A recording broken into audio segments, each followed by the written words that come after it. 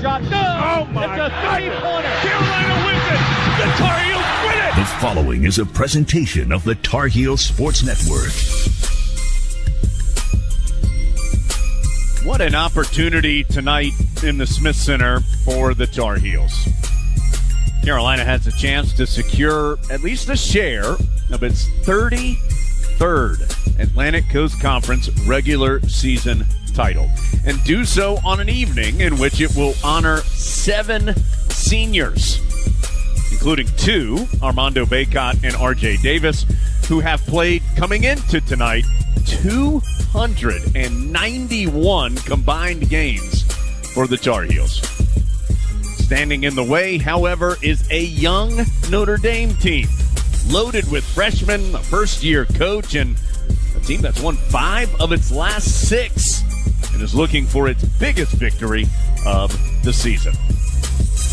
The Tar Heel Sports Network's coverage of Senior Night in Chapel Hill and the 39th meeting between Notre Dame and Carolina starts right now. 15 on the shot clock. Tries to lob to Trimble. He climbs the ladder and throws it down.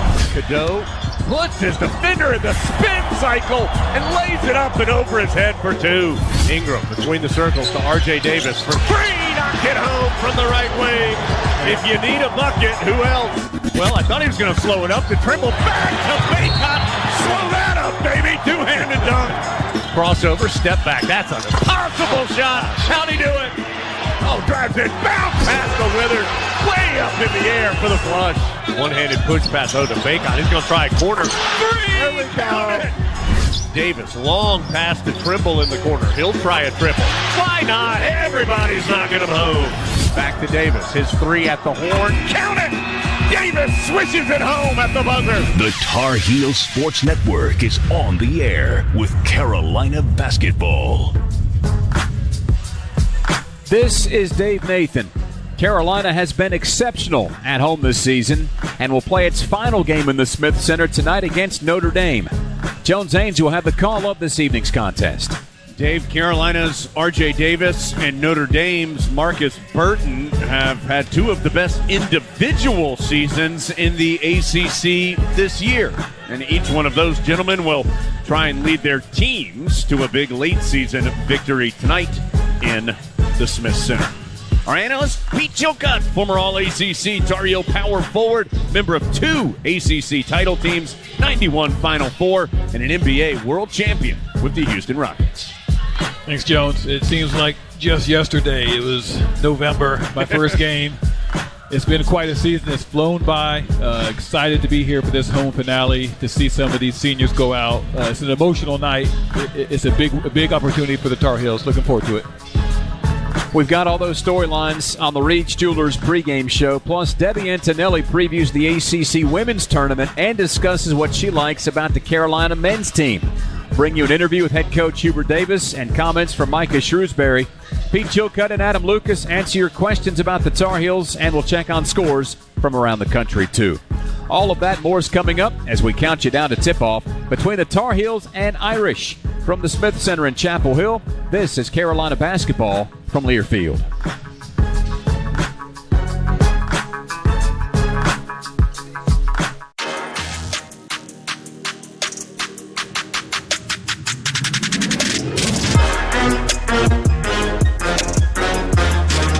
This is Carolina basketball on the Tar Heels Sports Network, and you're listening to the Reed's Jewelers pregame show. Carolina basketball is brought to you by Hunt Brothers Pizza, the official pizza of Carolina Athletics. This is the Reed's Jewelers pregame show.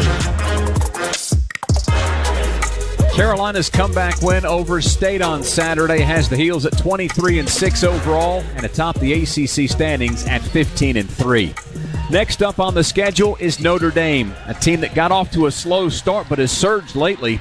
With tonight being the final home game of the season, it's also senior night, and Carolina will say goodbye to a handful of players. With one caveat, RJ Davis will be honored just as Leaky Black and Armando Bacot were after their 4th years in the program. But Jones, because of the COVID year, Davis does have the option to return for a 5th season.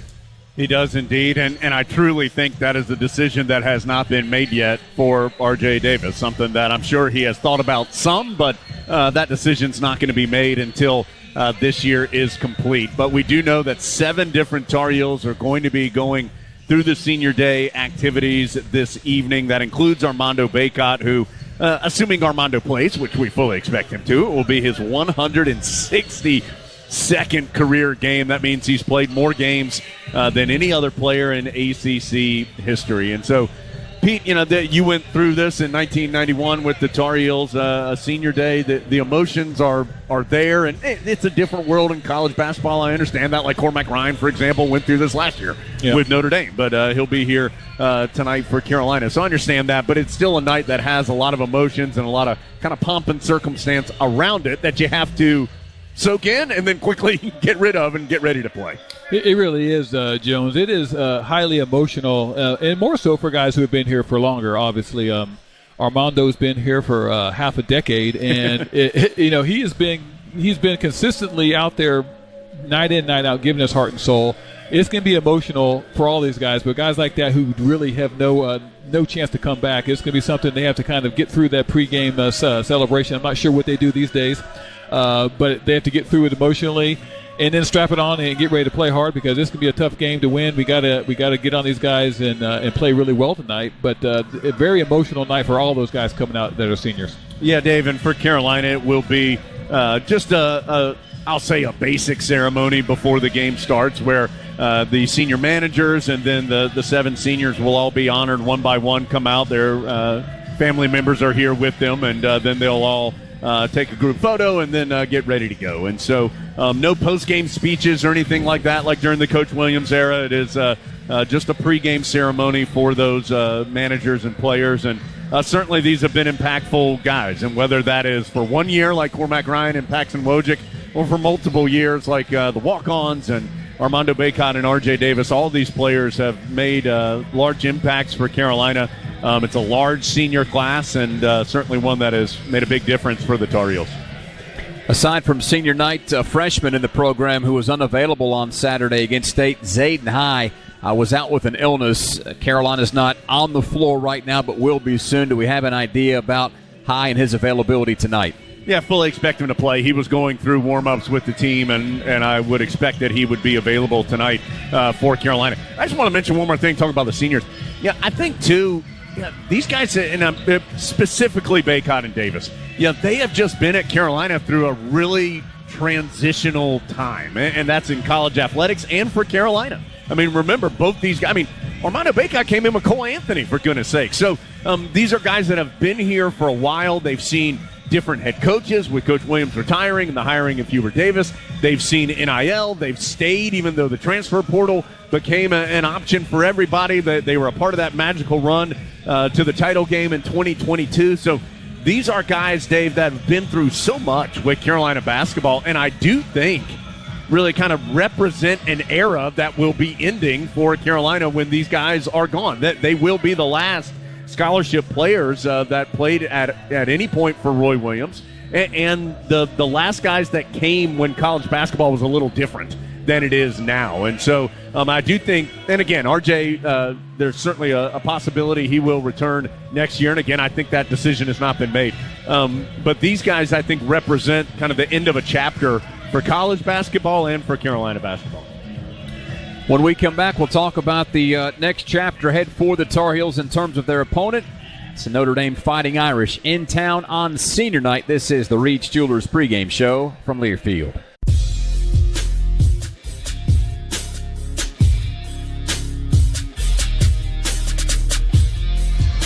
Tar Heel fans, Food Line is the proud sponsor of the Score to Give More program. For each free throw the Tar Heels make in tonight's game, Food Line Feeds will donate 100 meals to feed our neighbors in need right here in the Triangle. Well, let's talk about the Notre Dame Fighting Irish, who got off to a slow start in 2024, dropping 9 of their first 10 once we flip the calendar to January, and were just 2-10 in the ACC as recently as last month. But since then, Micah Shrewsbury's team has won 5 of 6, with the last 2 coming against 2 really good teams, Wake Forest and Clemson. And guys, it's easy to get caught up in first impressions and narratives, but Notre Dame has flipped the script late in the season like few programs can. Well, I think Micah Shrewsbury and Notre Dame in total understood that this was not going to be a quick fix for the Irish. This is amazing. They lost 98.4% of their scoring, 97% of their rebounding, nearly 98% of their minutes, and almost 99% of their assists. So, they were basically starting brand new coach, brand new roster, just brand new. And so I think they understood that it was not going to necessarily happen right away. And so, Pete, what I think has happened is that Coach Shrewsbury has, brought in some freshmen, some transfers, and they've grown together as this year has gone along. And 12-17 is not the record that they want. But as Dave said, they had a tough beginning to the year and then a tough start to ACC play. But 100% to their credit, they've continued to improve. And they are absolutely playing their best basketball right now. They've won 5 of their last 6. Dave mentioned those wins over Wake Forest and Clemson, who I think are good ACC teams. And I would think that Notre Dame feels like they are really laying a foundation for some success here in coming years. Yeah, absolutely. Anytime you have a new coach coming in, that's always going to be a little bit of a change. But with some of those statistics you threw out about the stuff they lost from last year, this run they're on, and if you look at the teams they played, like you mentioned, there's some good teams in there on the road as well, playing well in some ball games. They bought into his message, and they're playing hard, and they're young, and they're hungry. And I expect them to come out tonight feeling like they can continue the run.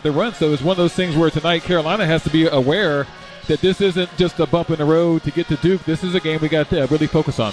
And Dave, I think if you haven't followed Notre Dame, if you're a Tar Heel fan and maybe you haven't seen them play this year, this is a totally different type of Notre Dame team than what you have become accustomed to seeing with Mike Bray as the head coach. They were a spread the floor, smaller team, a lot of three-pointers and up and down, a lot of offense, but high-scoring games. This Notre Dame team is a much slower pace. They're bigger. They've been much better defensively, at least statistically, than they have been over the last several years. They have a positive rebounding margin, which was not something that you were used to seeing with Notre Dame over the last couple of seasons. And they can still score, but they are in a lot of lower possession, lower scoring games by design because they've slowed the pace some. And they also have the player, Pete, that I think is going to be the ACC Freshman of the Year in Marcus Burton. Man, what a player. He's averaging better than 17 points. He leads Notre Dame in scoring, in assists, in steals. He's the top scorer as far as freshmen are concerned in the ACC. And it all runs through him, and he's been very successful with it. He's been impressive. He's been impressive because he can do a lot of things. He's not just a scorer as far as a shooter. He's getting to the basket. He's drawing fouls. He's playing defense, getting those steals. If you look at the whole picture of the team, he's played well throughout the whole season. It's been a consistent path. Now, he's had some turnovers and stuff like that. He's young. But he's very talented, and I also agree that he's going to be up for the running as a player of the year as far as a freshman. But he's ahead of the snake for that team for sure. Yeah, and then, Dave, just so many new names. Braden Shrewsbury, Micah Shrewsbury's son, a terrific three-point shooter, and he's really been shooting it well as of late.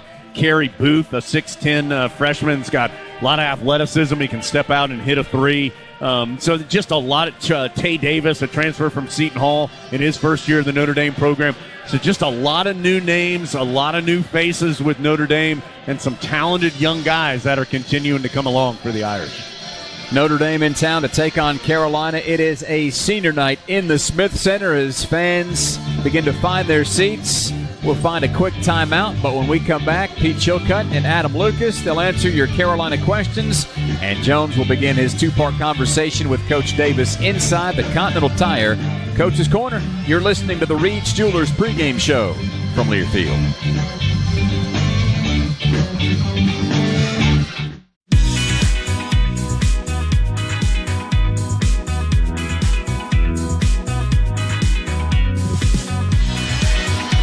Tonight's pregame show is brought to you by Reed's Jewelers. The official Reed's Jewelers tip-off time is 7:01. Reed's Jewelers, your home for fine Swiss timepieces, beautiful diamonds, and the world's most luxurious jewelry brands. That's Reed's Jewelers, trusted with life's moments. Visit your local Reed's Jewelers or Reeds.com. Let's get to your Carolina Q&A. Pete Chilcutt, first one for you, partner.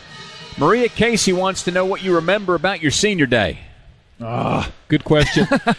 I tell you what, it was very emotional for me. I was here in the Armando time frame. I was here 5 years. I redshirted my first year. And it's not just a single snapshot of your career that night. It's a culmination of those 5 years of hard work and sweat and tears, and you're getting better, you're getting worse in some things, you're getting better in other things, but you're just changing as a person and developing and growing. So it's just a culmination of all that, and it's emotional because you realize you're never going to play here again after tonight. So it's one of those things. For me, it was very emotional. We obviously were playing Duke as well, so it's a little bittersweet. We didn't get the W that night, but the big picture was we made it to the Final Four. We beat Duke in the ACC tournament, but that night was emotional. It's hard to get through that pregame celebration and get folks to play, but it's something you got to do, especially when you have some important game like tonight. And I bet you never considered back in 1991 that the Tar Heels would be playing Notre Dame in the ACC home finale, would you? Nope, I'm pretty sure I wouldn't understood any of the stuff going on today with all the different stuff. So it's different landscape for sure, but senior night is still recognizing those guys who have given their heart, sweat, and tears to the program. All right. Hey, Adam, next question from Lynn Burton, who wants to know how much attention do the Tar Heels pay to the various brackets that we can find this time of the year? We'll definitely get to that. Pete, your big game against Syracuse would have been a league game. Would have given the Tar Heels a game up in the standings. This is going to be some surprising news. I think Hubert Davis might pay even less attention to stuff like NCAA tournament projections than Roy Williams did, which is really saying something because Roy Williams paid 0.0001%. The most important thing, obviously, is getting to play the first weekend in Charlotte. I'm not 100% sure that Hubert Davis is aware there's a bracket in Charlotte. It is just not on his radar right now. He is so focused on sending these seniors out in an appropriate way and winning part of the ACC Regular Season Championship. He's been talking about putting a banner up there in the Smith Center rafters for months. So right now, tonight, he's looking at that. Players sometimes sneak a look at it. Coaches just don't know. All right, fellas, good stuff as it's time to head into the Continental Tire Coach's Corner, brought to you by Continental Tire. The smart choice in tires for a dealer near you. Just go to ContinentalTire.com. For the final time this season, in the Smith Center at least, it's a Continental Tire Coach's Corner. I'm alongside the head coach of the Tar Heels, Hubert Davis. Carolina getting ready to face off with Notre Dame. It's senior day. We're going to talk about that in just a second. But, Coach, let's go back to your last performance first. That was against NC State, of course, on Saturday. What did you like from your team in that second half that led to that 17-point advantage in the second half and eventual 9-point win? Yeah, I liked our response on the defensive end. Just got to put two halves together. I mean, the first half, they almost shot 60% from the field. In the second half, it was like 22%. And just the energy and effort, the discipline and details, we were locked in defensively. We made them work. We were physical on the ball, didn't allow them second chance opportunities, didn't put them on the free throw line. That allowed us to get out in transition. So defensively, that was probably one of our best, if not the best half defensively that we've had all season. Coach, it is, of course, senior day and 7 seniors being honored today in the Smith Center. You'll have an unusual starting 5 out there. How do you manage all of those emotions and changes to make sure that while you're honoring those guys that you're still ready to go from the jump? Yeah, well, you can do both. It's a part of our tradition to honor the seniors, and having 7 seniors, we'll start off the game with different lineups, but that's what we've always done here. It's a big part of tradition and honoring the players that have been here, that are graduating, that are leaving, that don't have any more eligibility, but that put in the time and the perseverance and the effort through their time here to make not only this team, but this program and this university and this community the best that it can be. And so it's a great time of celebration, but it's also a time to get locked in and ready to go, because there is a game, and it's a very important one for us against a very good Notre Dame team that's playing their best basketball as of late. Coach, as we both said, 7 players will be going through the ceremonies today. But Armando Bacot's been here 5 years. R.J. Davis has been here 4 years, and both of those guys have played a ton of basketball for you. It just feels like an impactful night to say goodbye to those two players. Yeah, it is.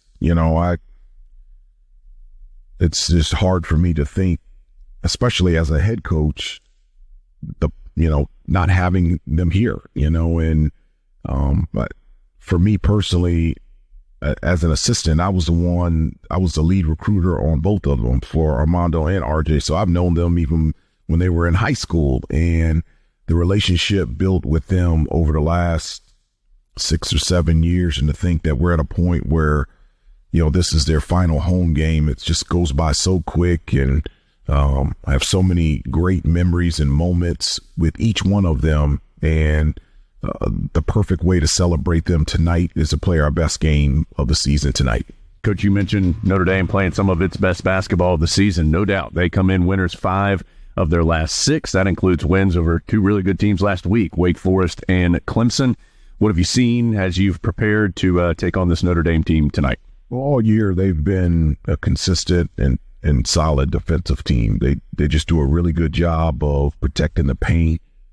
And they make it very hard for teams to dominate points in the paint, whether it's post penetration or offensive rebounding. So from that standpoint, they've been consistently good all year. On the offensive end, they can really shoot the basketball, but they also have somebody that can, even outside of their offensive sets, create offense for them in Burton. I mean, he's just he's quick. He can get into the lane. He's a 3-level scorer. He leads the team in shot attempts, assists, steals, points per game. He's the guy. So from a defensive standpoint, obviously they're a basketball team, but we've got to do the job on him. He's the guy that makes everything go. I was going to ask you, when you do have a player who is so dominantly their leading scorer and leading assist man, what then are the challenges for you defensively? How do you try and make sure that he's less impactful than normal? Well, having those type of stats, we know where the ball is going to be. And so, a challenge to us as a team to be impactful on the ball and make it hard for him from the start, not just to be able to score, but to be able to shoot, to catch the ball, to come off screens, to bring the ball up the floor, and also make them work on the defensive end as well. And so that's something that I felt like was a huge part of our win against NC State, was just our physicality and just wearing down DJ Burns and DJ Horn, which allowed us to be really good defensively, which led to us, from an offensive standpoint to be really good as well. Hard to believe it's the final home game of the regular season. Carolina and Notre Dame in the Smith Center tonight. Coach, as always, thank you for your time and best of luck. Thanks, Jones. I appreciate it. That was the Continental Tire Coach's Corner that sends us into our keys to the game. Take your Tar Heels tailgate to the next level with a new Honda. See your Honda dealer of the Carolinas today. Jones, just heard Coach Davis talk an awful lot about Marcus Burton. Carolina's got a lot of options. Mike, he is how the Tar Heels opt to defend him. Pete, I'm going controlling the interior. Carolina has an advantage on the inside in this game. They need to flex those muscles down low. Those are both good keys, but the most important one is to control that pace. We got to get that pace up and down to make them uncomfortable. All righty, those are our keys to the game as we get ready for senior night in the Smith Center. Notre Dame in town to take on the Tar Heels. We'll have starting lineups and the tip-off for you coming up right after this from Learfield.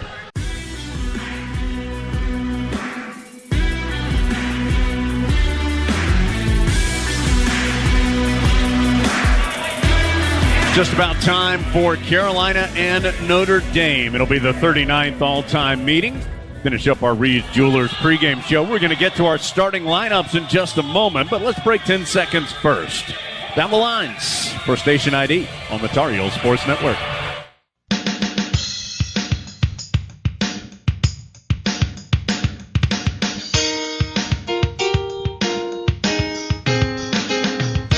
Jones Angel, Pete Chilcutt here with you courtside in the Smith Center. Let's get to the starting lineups.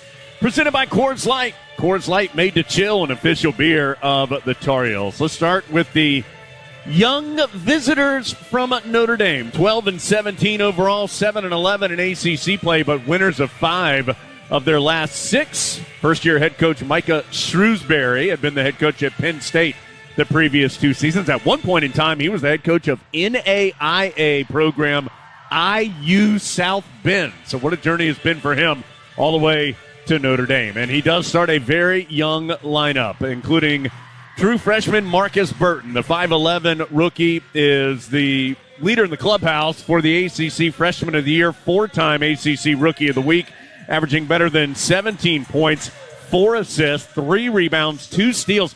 He is one of just 2 players in the country to average 17 or more points, 4 or more assists, 2 or more steals. The other is really good player Judah Mintz for Syracuse. The other guard is another freshman, Braden Shrewsbury, the 6'3 rookie from State College, Pennsylvania, the son of the head coach. Really good three-point shooter, 38% on the year, but that goes up to 43% against ACC competition.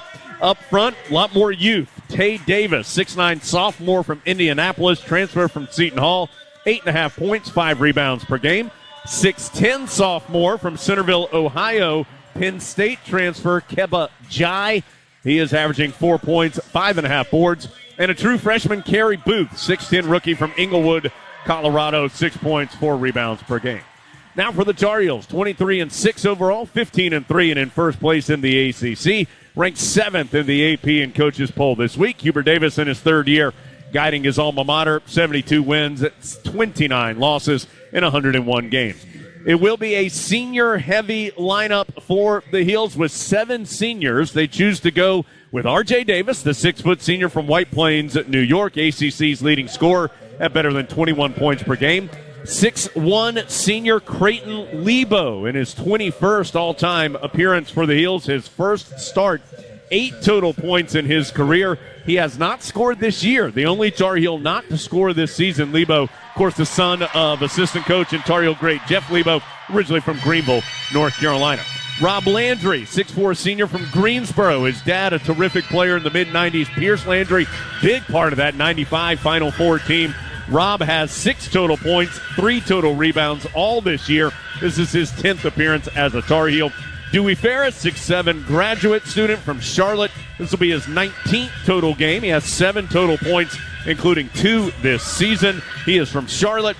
And Armando Bacot, the 6'11 graduate student from Richmond, averaging a double-double, 14 points, and better than 10 rebounds per game. He is the ACC's leading rebounder. We do expect to see Cormac Ryan and Paxton Wojcik early in the game as well for the Heels. Let's get to the Duncan uniform report. Time to get back to buzzer beaters, blocks, bounce passes, and most of all, Duncan. Welcome back, Tar Heel fans. America runs on Duncan. Carolina in the traditional home white. Carolina blue, numbers, letters, trim. Argyle down the side of the jerseys and shorts. Notre Dame in the road, navy blue with gold, numbers, letters, and trim. Jamie Lucky, AJ Desai, Paul Zelk, the 3 officials that will be managing the action this evening in the Smith Center. Thanks so much for being here. It will be AJ Desai to toss the ball in the air. It's tapped by both teams, but it will be Keba Jai winning the opening tip for Notre Dame.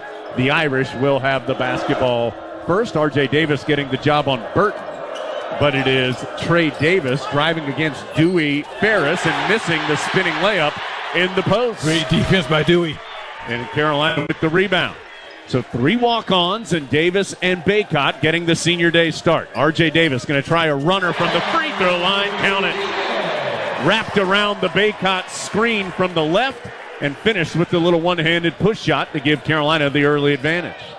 Booth, boy, big, long freshman. He is an impressive-looking player. He's young, but he's got some physical tools. Burton has it to Jai on the perimeter. The transfer from Penn State hands back off to Burton. He'll kick it on the right side. And running into Ferris is Trey Davis, knocking down Dewey, no whistle. Notre Dame continues the possession. Long jump shot, missed from the left corner by Shrewsbury. Rebound to Carolina. Still 2-0 Tar Heels. Second offensive possession as Cormac Ryan, Harrison Ingram, and Elliott Cadeau come to the scorer's table.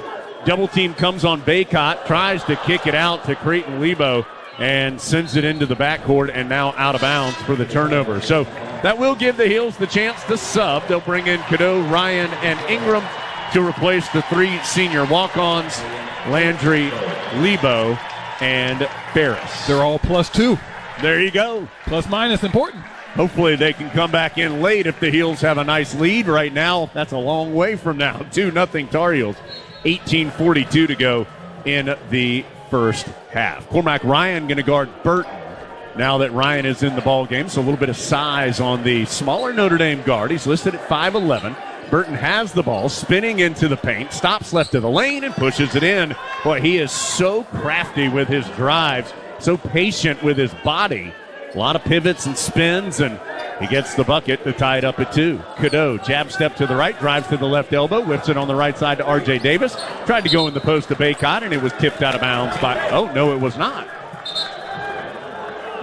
I guess that ball was just thrown out of bounds. I thought R.J., that pass was so far off the mark that I thought, no question, it had been hit by Notre Dame, but apparently Davis was just incomplete with the pass and missed his receiver pretty severely. So it will be Notre Dame basketball. Carolina back-to-back turnovers after scoring on its first possession. Burton slips and falls. Cadeau dives to the ground to get the loose ball. Carolina the other direction after Notre Dame's turnover. Ingram to a trailing Cadeau. He's going to attack the cup, flips it up for Bacot. Bacot has to come down with it. Right back to Cadeau. Oh, the uncontested layup. He missed it, but then gets the punch in to go a much harder shot that drops. I think he learned that from Armando. Yeah, he missed the first one without any defense and then was able to poke it back up and in through about 2 or 3 Irish players. 4-2 the score. Carolina on top of Notre Dame with the basketball. Jai on the right wing. One dribble to the sideline, hands off to Shrewsbury. Hard drive to the free throw line. We'll send it back out, almost taken away by Cormac Ryan. To Burton, crossover, gets to the ACC logo. Sends it out to a driving Davis, tied up by Ingram. Davis trying to keep his feet, misses the layup, and then an offensive putback attempt by Davis, and a foul is called. That's going to be on Bacot. It will be, and that's Bacot's first early foul on the Tar Heel big man. And that's going to put Davis to the line for Notre Dame. First free throws of the game for either team. These guys look like they're pretty skilled, a lot of them individually, so we're going to be on our P's and Q's with help defense and sliding our feet. Yeah, Pete, it's interesting. They are last in the league in assists per game as a team. It is a lot of one-on-one basketball, and I don't mean that in some kind of selfish way for Notre Dame. They are just very skilled one-on-one with the ball as Davis hits the first free throw to make it 4-3. Hubert Davis has asked the officials to go to the monitor. Paul Zelk. Oh, they were double-checking who the foul was on. Paul Zelk was checking that it was indeed on Bacot, so the original call stands. Harrison Ingram was in the area as well, but Hubert Davis just wanted to make sure that it was on Bacot correctly. As the second free throw, no good by Tay Davis. So 4-3 Carolina.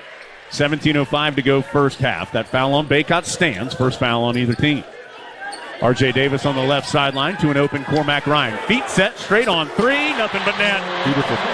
He enjoyed that one against his former team, of course, as Ryan scored 964 points in 92 games with Notre Dame the last 3 years.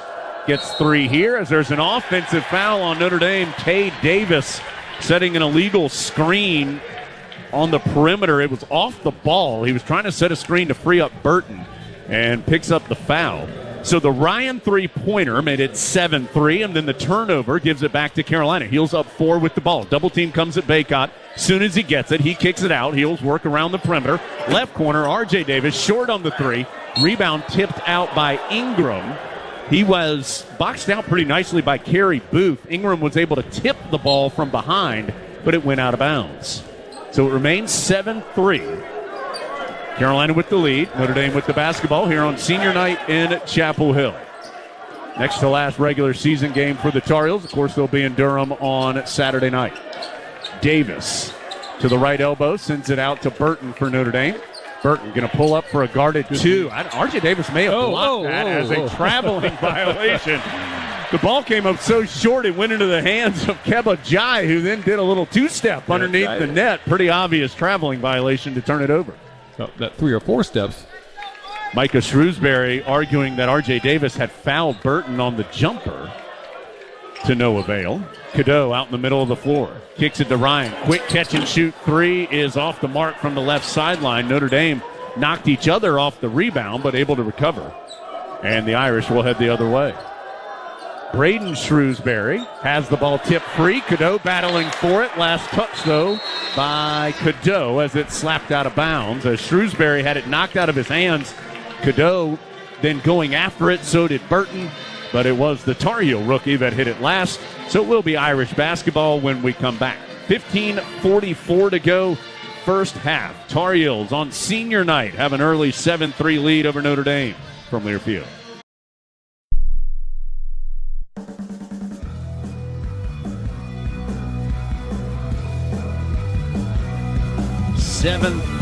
Tar Heels with the early lead. Already 5 turnovers between the two teams. Notre Dame with 3. Carolina has 2. Our game tonight presented by Serve Pro of Chapel Hill in Orange County. As a trusted leader in the restoration industry, Serve Pro serves the greater Chapel Hill and Durham area and has the advanced training and equipment needed to clean and restore your home and business. They are locally owned, ready to respond every day, anytime. Thank you, Serve Pro. Proud partner, longtime partner of Carolina Athletics. And brought to you in part by Top of the Hill as well for more than 25 years. Top of the Hill Restaurant and Brewery has been a pre- and post-game tradition in Chapel Hill. Handcrafted beer, great food and atmosphere. It's where Tar Heels come to celebrate. Pete Heels 3 of 6 early on. Notre Dame 1 of 5. As I mentioned, several turnovers, 5 between the two teams. What have you seen so far? I've been impressed with our defense. You know, we mentioned they're good one-on-one attacking. I think we've been pretty good keeping our hands off and sliding our feet. There are going to be some chances to get out and run with those turnovers. Our offense, I still think we need to be a little bit more decisive on getting the ball down low to the big fella and even Harrison down there. We can't be hunting the jumpers. The jumpers will come naturally. We got to kind of establish ourselves down low and push that pace a little bit better. Carolina's 6 field goal attempts, 3 of them have been threes. They've made 1. Cormac Ryan knocked 1 in. He has taken 2. R.J. Davis missed 1. Bacot has not attempted a field goal yet. Notre Dame is automatically doubling him every time he touches the ball. Notre Dame, after a couple of handoff passes, it's Burton. Oh, nice play coming out of the timeout. After some passing on the perimeter, they found a cutting Jai alone underneath the basket for a dunk. That was a good play drawn up by Coach Shrewsbury, getting their big fella an open shot. Speaking of big fellas, Bacot has it on the left elbow for Carolina. Drives to the baseline, double team comes, sends it out to R.J. Davis, extra pass to Cormac Ryan, pump fake for 3, he goes baseline right, out to Harrison Ingram, open for 3, no good. Bacot the offensive rebound, but he's stripped going back up by Julian Roper, who has checked in for Notre Dame. That will turn into an open look for 3, no good in transition by the Irish. Bacot tips the rebound out to R.J. Davis. 7-5 the score, Carolina by 2 and with the basketball. Tar Heels have a couple of turnovers, though, here early on as Ingram forces his way in on the right baseline and then has his shot blocked. But now the pitch-ahead pass by Notre Dame is lost. Carolina the other way. A little bit of a messy sequence here for both teams as Carolina has the ball back, still up by 2.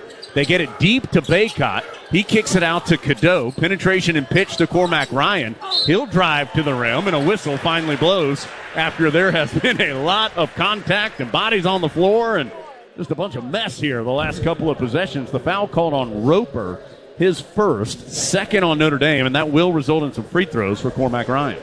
These guys are pretty long and athletic. Yes. Yeah, they're tough matchups both ways. Yeah, I mean, Booth 6'10", Jai 6'10". You had earlier in the game Tay Davis, who's out at the moment at 6'9", as Cormac Ryan's free throw is good. He has 4 of Carolina's 8 points. Carolina's going to bring in Trimble and Washington. Cadeau and Bacot go out. So it's Davis, Trimble, Ryan, Ingram, and Washington is the 5 on the floor for the Tar Heels. Second free throw from Ryan is in and out. I just popped around the rim but wouldn't stay home. Ryan, a good free throw shooter, 88% on the season, goes 1 of 2. 8-5 the score, Carolina by 3. Largest early advantage for the Tar Heels has been 4. This game's been close here in the early stages. Burton has it. Pump fake for 3. Now he'll take it. Too strong off the back iron. Long rebound to the free throw line, and R.J. Davis. He pulls up in transition. Boy, in the mid-range, and you heard it tickle the twine. That is a tough shot going that fast speed. He has done that his whole Carolina career. Just hits the brakes on the fast break and able to knock in the mid-range jumper. Trimble hounding Burton on the perimeter. Burton stumbles into the paint. His pass is lost, but recovered again by Notre Dame. They'll reset with 11 on the shot clock. Shrewsbury, one-handed runner right of the lane is good. Tough shot by Shrewsbury. His first bucket makes it 10-7 Carolina. R.J. Davis running the point with Cadeau on the bench, has it on the right sideline. Doesn't use a screen to Washington, drives in, sends it out to Washington for three, nothing but net. Yes, big fella. Love it. He's a good three-point shooter, limited chances, 7 of 13 on the year. Makes it 13-7. Carolina 5 of 10 from the floor here early on. Burton uses his forearm to push off Trimble. No whistle. Kicks it out to Shrewsbury. Ends up in the post to Jai. One-on-one with Jalen Washington. Tries to spin baseline. Throws up a wild up and under shot. No good. But then Ingram can't keep Booth off the glass. And Booth just punches the rebound off the window for two. R.J. Davis, other way. Kicks it on the right sideline to Harrison Ingram. He turns down the three. Sends it out to Seth Trimble. Trimble to the right elbow. Crossover to the cup. What a move by Trimble. That was a great move. Changed his speed, hesitated. Notre Dame kind of left him when he slowed down, and he attacked for the bucket, 15-9. Trimble again, right in Burton's shirt, out on the perimeter, really making the youngster work. And a whistle comes. Hubert Davis frustrated with that call as he thought Trimble was playing good aggressive defense. First foul on Trimble, second on Carolina. And Hubert Davis will ask A.J. Desai to come to him and talk to him briefly. Ingram and Davis go out. Cadeau and Withers come in. First appearance for Withers. Cadeau back in. So it's Cadeau, Trimble, Ryan, Withers, Washington is the five on the floor. Heels up 15-9. I like Jalen in this game. He's long and athletic as well. Burton between the circles, guarded by Trimble, who just picked up that foul. Gets a screen from Matt Zona, who has checked in. Zona rolls off the screen, takes a three that he misses. He made 2 last game in the win over Clemson. He's made 12 this year, but that one no good. Still 15-9, Carolina with the ball. Withers right of the lane. Trying to back in. Now he ducks his shoulder to the ACC logo, pivots, falls away, and comes up short. Notre Dame with the rebound. Irish, a better rebounding team than they've been in the last several years, as Burton again uses that forearm to push off on Trimble and hits the bucket this time. Got in the middle of the paint and hit the 10-footer, 15-11. The rebound's tied up at 8 so far.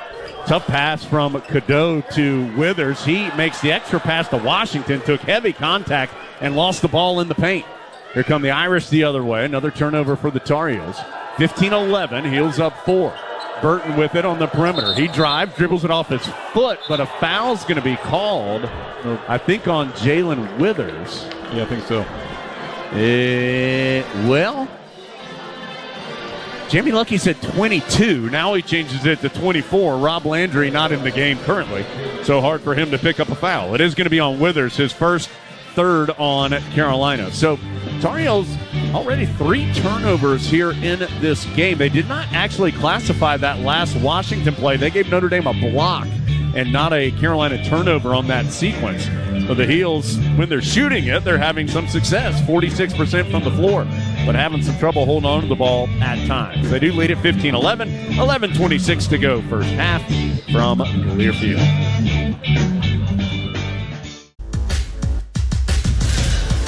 Early advantage for Carolina, 15-11 over Notre Dame, 11:26 to play first half, but the Irish will be inbounding when action resumes. Our broadcast this evening presented in part by Allen Tate Realtors. Whether you're buying, selling, relocating, or seeking financing or insurance, Allen Tate can help. Allen Tate Realtors, the #1 realtor in the Carolinas, with more than 70 local offices and a proud partner of Carolina Athletics. And for every assist, Harris Teeter is assisting you with groceries this season. Each week, one winner will receive free groceries for every assist. HarrisTeeter.com, the website. Look for the Big 4 Grocery Assist page to enter today. Let's look at some Lenovo stats. Global technology leader that has called North Carolina home since 2005. Lenovo.com. Lenovo smarter technology for all. Heels 6 of 13 from the field, 2 of 5 from 3, 1 of 2 at the free throw line. Notre Dame 5 of 13 thus far, 0 of 3 from 3, 1 of 2 at the line. Mention those rebounds. Notre Dame a better rebounding team than it has been in the past, but Carolina is the best rebounding team in the league, both in total rebounds and margin. But right now, Notre Dame with a 9-8 advantage in rebounds over Carolina. A couple deeper stats. Heels 3-2 points off turnovers. Notre Dame, though, 8-6 in the paint and 3-2 second chance. Bacot's back in, as is R.J. Davis. So Carolina has Cadeau, Davis, Trimble, Withers, and Bacot as the 5 on the floor. The inbounds, trying to get it to Zona, tipped away by Withers, and then Withers able to knock it off of Zona and out of bounds. So, Pete, good effort there by Withers on the inbounds from the Irish. Absolutely. Good athletic steal right there. Could be a difference right here. It's good shot, good attempt. Never had possession, talking about Withers, but he just kept knocking it around and ended up being the Tar Heel basketball as Davis gets it to Bacot in traffic, hangs in the air and forces it in. Boy, tough shot there by Bacot in heavy traffic to get the bucket. 17-11, that's Bacot's first points. 6 different Tar Heels have scored for the 17 points. Burton to the cup, hangs in the air, sends it in the corner. Boy, a high arcing three by Tay Davis. He had made 5 all year. He had been 5 of 35. But he gets that one to go to make it 17-14. Carolina, it's Cadeau to the ACC logo. Has to reset it out to Davis. In the post to Bacot. Immediate double team comes. Bacot one dribble. Crosses the court to the right wing to Trimble. Trimble into traffic. Gets it to Bacot on the left baseline. Shot clock at 8 as Bacot makes the move into the post. And he's fouled as he went to the left hand. See, the foul's on. It is on Matt Zona. His first. Third on Notre Dame. And it will result in 2 free throws for Bacot. I like that aggressive. Both times he got double, got the ball back. Got to keep being aggressive. Bacot, 5 of 5 last game at the line after going 1 of 6 against Miami. 78% in total on the season for Bacot. 17-14 the score with 10:27 to go in at the half as Bacot makes the first. And in fact, you take out as Wojcik and Ingram coming in, Trimble and Withers will sit down. If you take out that Miami game and then the UConn game where Bacot was 5 of 10 at the line, the rest of the season, he's better than 83% this year. So he's had a couple of hiccups in there, but for the most part, he has been really, really solid at the stripe. He'll have a second chance coming here with the score 18-14. And, of course, he missed it after I talked him up, but Wojcik tips the rebound to Davis. In the right corner to Ingram. Couldn't pull the trigger on the 3. He'll now try and back in. Shot clock down to 11 as Ingram spins baseline, comes up short, but Wojcik gets the offensive rebound again. So Wojcik on senior night checks in and immediately keeps the ball alive and then gets another rebound to keep this possession going. Burton fouled him. First foul on Burton, 4th on Notre Dame. And the Irish will bring in Keba Jai to replace Zona. 10:14 to go in the first half. Heels up 18-14 and inbounding. Cadeau, Davis, Wojcik, Ingram, and Bacot, the 5 on the floor. Davis, a tough runner, no good. He got through traffic right in front of the rim, but couldn't finish. Logan Imes, who has come in for Notre Dame, gets the rebound. Tay Davis, his pass tipped by Ingram into the backcourt, but Imes can go get it because Ingram tipped it. Shot clock at 13 as Imes has it on the left sideline now. Tries to drive against Wojcik. Goes all the way through the paint. Now sends it back out to Davis. Shot clock down to 5. Burton guarded by the larger Ingram and gets by him and gets to the rim for 2. Burton, averaging better than 17 a game, has 6 of Notre Dame's 16. And the Heels are up just 2. Irish have made 3 straight shots. R.J. Davis on the perimeter takes contact out there and draws the whistle on Keba Jai. First foul on Jai, 5th on Notre Dame. 1 foul on 5 different players. Roper, Burton, Davis, Jai, and Zona. 9:27 to play first half. Heels up 2, but Notre Dame hanging in there. Told you, this is a team playing extraordinarily well, talking about the Irish. As Davis has it on the left sideline. Has to send it out to Cadeau, who will set things up. Man-to-man for the Irish. As Cadeau gets a high screen from Bacot, wraps around the defense, leaves it for Bacot, and for the second straight game, he misses a dunk. Here come the Irish the other way. Burton's going to pull up for 3 in transition, can't get it to go. Cadeau picks it up off the bounce. Here comes Carolina the other direction. Davis into traffic, has to back out before he gets in too much trouble. He'll get it back after dishing off to Ingram. Davis, one-on-one with Imes. Going to pull up for a long 3 and count it. R.J. Davis, first triple of the night. He's up to 7. That's 1/3 of Carolina's points. The Heels leading 21-16. 8:32 to go first half. Burton and Davis getting tangled up off the ball. Notre Dame with it. Jai has it outside the arc. Cormac Ryan coming to the scorer's table for Carolina. J.R. Konechny in the game for Notre Dame. Drives, gets deep, sends it in the left corner to Tay Davis. Pump fake for three. He'll drive in and get fouled on the floor. He finished the layup, but the shot was well after the whistle blew. It was on Cadeau. Cadeau's first, fourth on Carolina. And just like the Irish have 5 fouls, 1 on 5 different players, the Tar Heels have 1 on 4 different players. Cadeau, Bacot, Trimble, and Withers, all with a foul apiece. These guys are challenging the guard. They're making good decisions. Hard drives. Could be a good test. Cormac Ryan does come back in for Carolina as the inbounds goes out to Konechny in the middle of the floor. He'll hand off to Burton. 21-16, Carolina by 5. Notre Dame with the basketball. Burton has his pocket picked by R.J. Davis. Davis will go the other way for the easy bucket. The old fella just showed the young fella a little ACC business. That was great hands by R.J.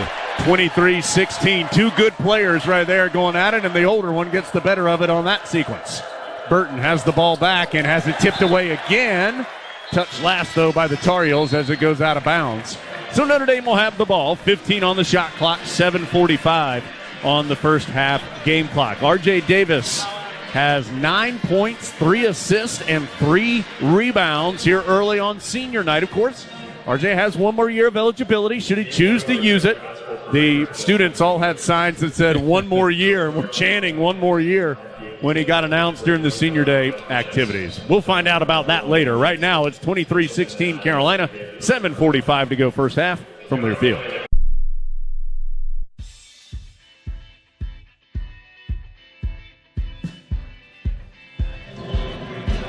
North Carolina Farm Bureau scoreboard reads Carolina 23, Notre Dame 16. That's brought to you by Farm Bureau Insurance. Helping you is what they do best. And we're brought to you in part by Fairfield by Marriott, part of the Marriott Bonvoy portfolio of hotels and a proud partner of Carolina Athletics. Pete, Heels up 23-16. What in your mind has been some of the big storylines so far?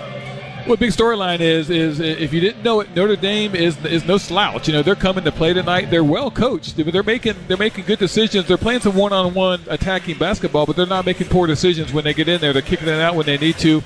It's a good challenge for us. They got some long, lanky guys who are athletic. Maybe a little matchup problem for Harrison. They're doubling Armando right away. So it's good in a lot of ways. It's challenging us to kind of be on top of our game.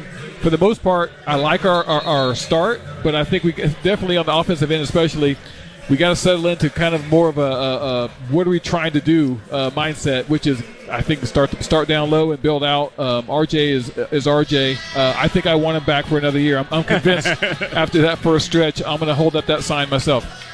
6 different Tar Heels have scored. Only R.J. Davis has more than 1 made field goal. He has 9 points on 4 of 6 shooting. Cormac Ryan has 4 points on a 3-pointer and a made free throw. Bacot has 3 points on a field goal and a free throw. Washington has 3 points on a 3-pointer.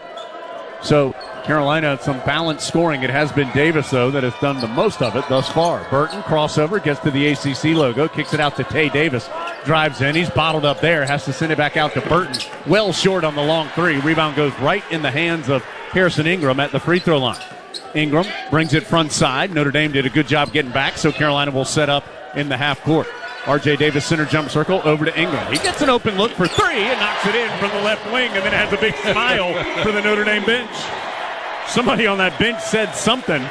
Ingram smiled, and then Coach Shrewsbury turned around and kind of waved off somebody at his bench, telling him, hey, don't give them any extra ammo.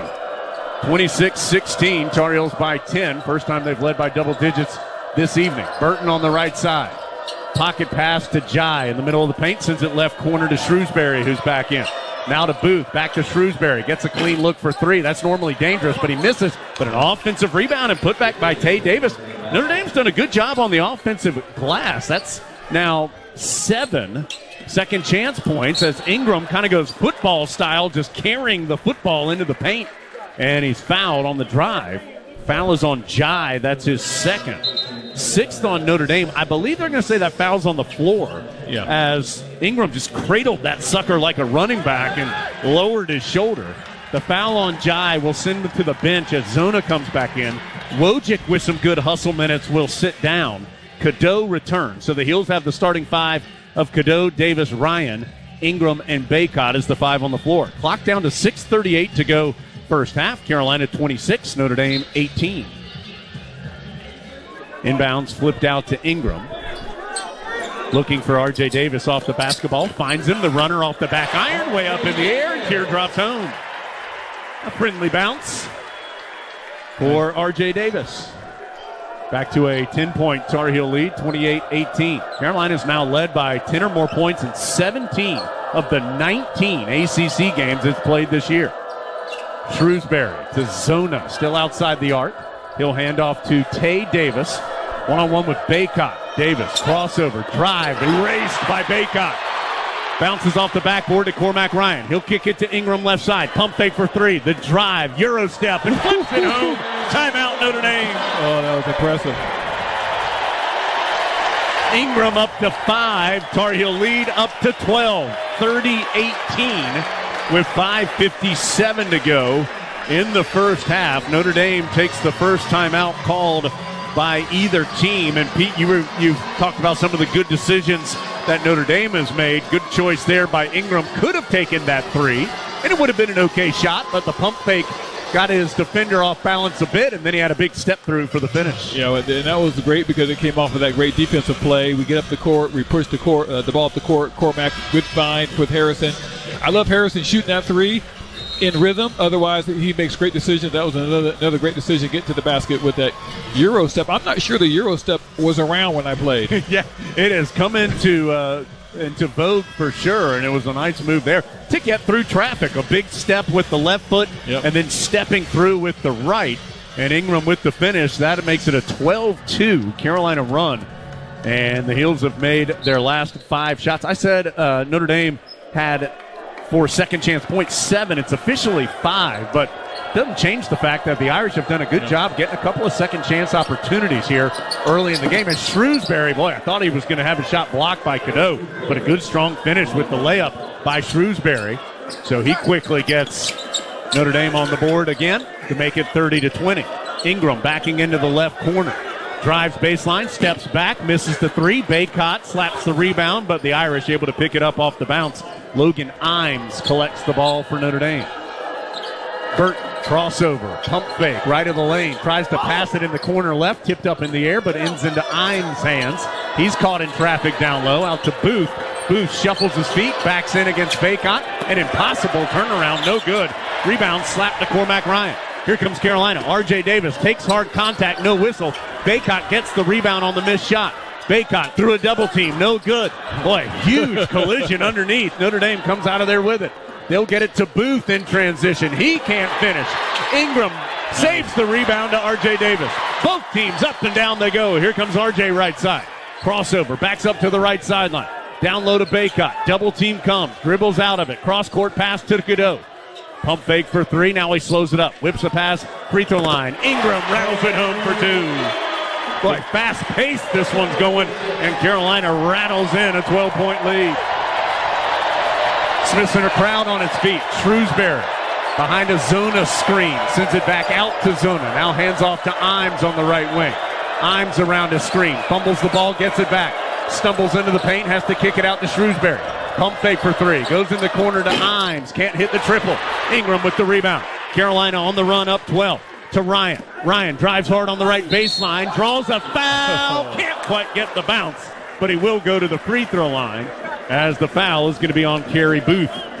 Foul on Booth, his first, 7th on Notre Dame, but it will be 2 shots for Cormac Ryan, who is 1 of 2 at the line this evening. Pete, this game's opened up here, and Carolina thriving.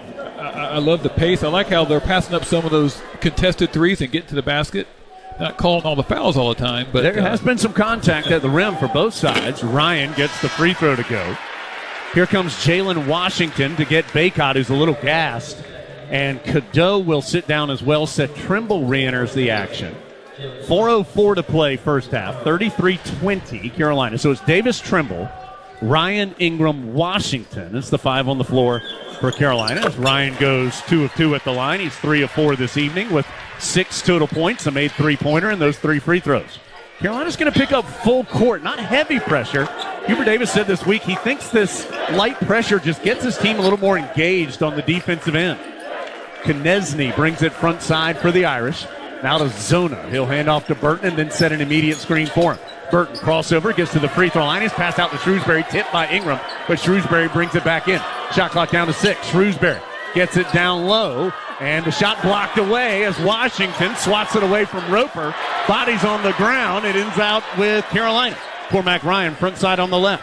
Whips it over to Ingram on the top right. Carolina up 14 with the basketball.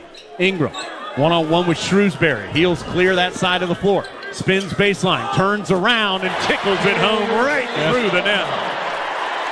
I love that kind of play. Takes his time.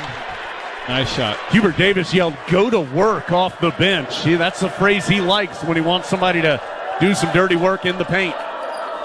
Zona picks up his dribble on the perimeter, hands off to Burton. Burton jab step, drives hard on the right, and is fouled on his shot attempt on the rotating Jalen Washington. Foul on Washington is first. Burton will have 2 free throws as his shot rolled off. He'll have a couple of free throws when we come back. Carolina on a 6-0 run has opened up a 16-point lead. 36-20. Carolina with 2:59 to go in the first half. Burton to the line for the Irish when we return. Heels trying to make it a successful senior night. Up by 16 in the first half from Learfield.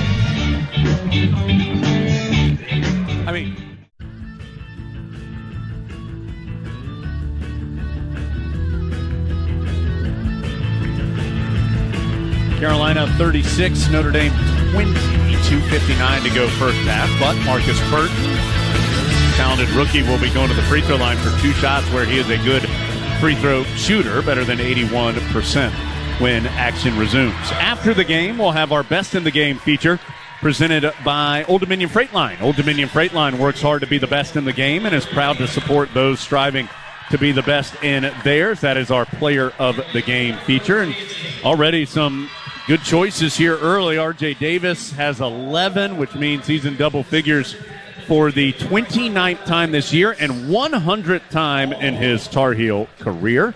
And Harrison Ingram, just in that last sequence, Pete, between the 2 media timeouts, Ingram scored 9 points, had 3 rebounds and an assist. In total, he has 9 points, 4 rebounds, and an assist in 14 minutes. Such an important player on this team to be able to kind of bring that in any given stretch. And as you mentioned, it's rebounding, it's passing, it's scoring, good decisions, and making the right pass even if it's not for a shot. So, invaluable player for our team this year. Carolina will have Davis, Trimble, Ryan, Ingram, and Washington as the 5 on the floor. And Burton to the line for his first free throws tonight.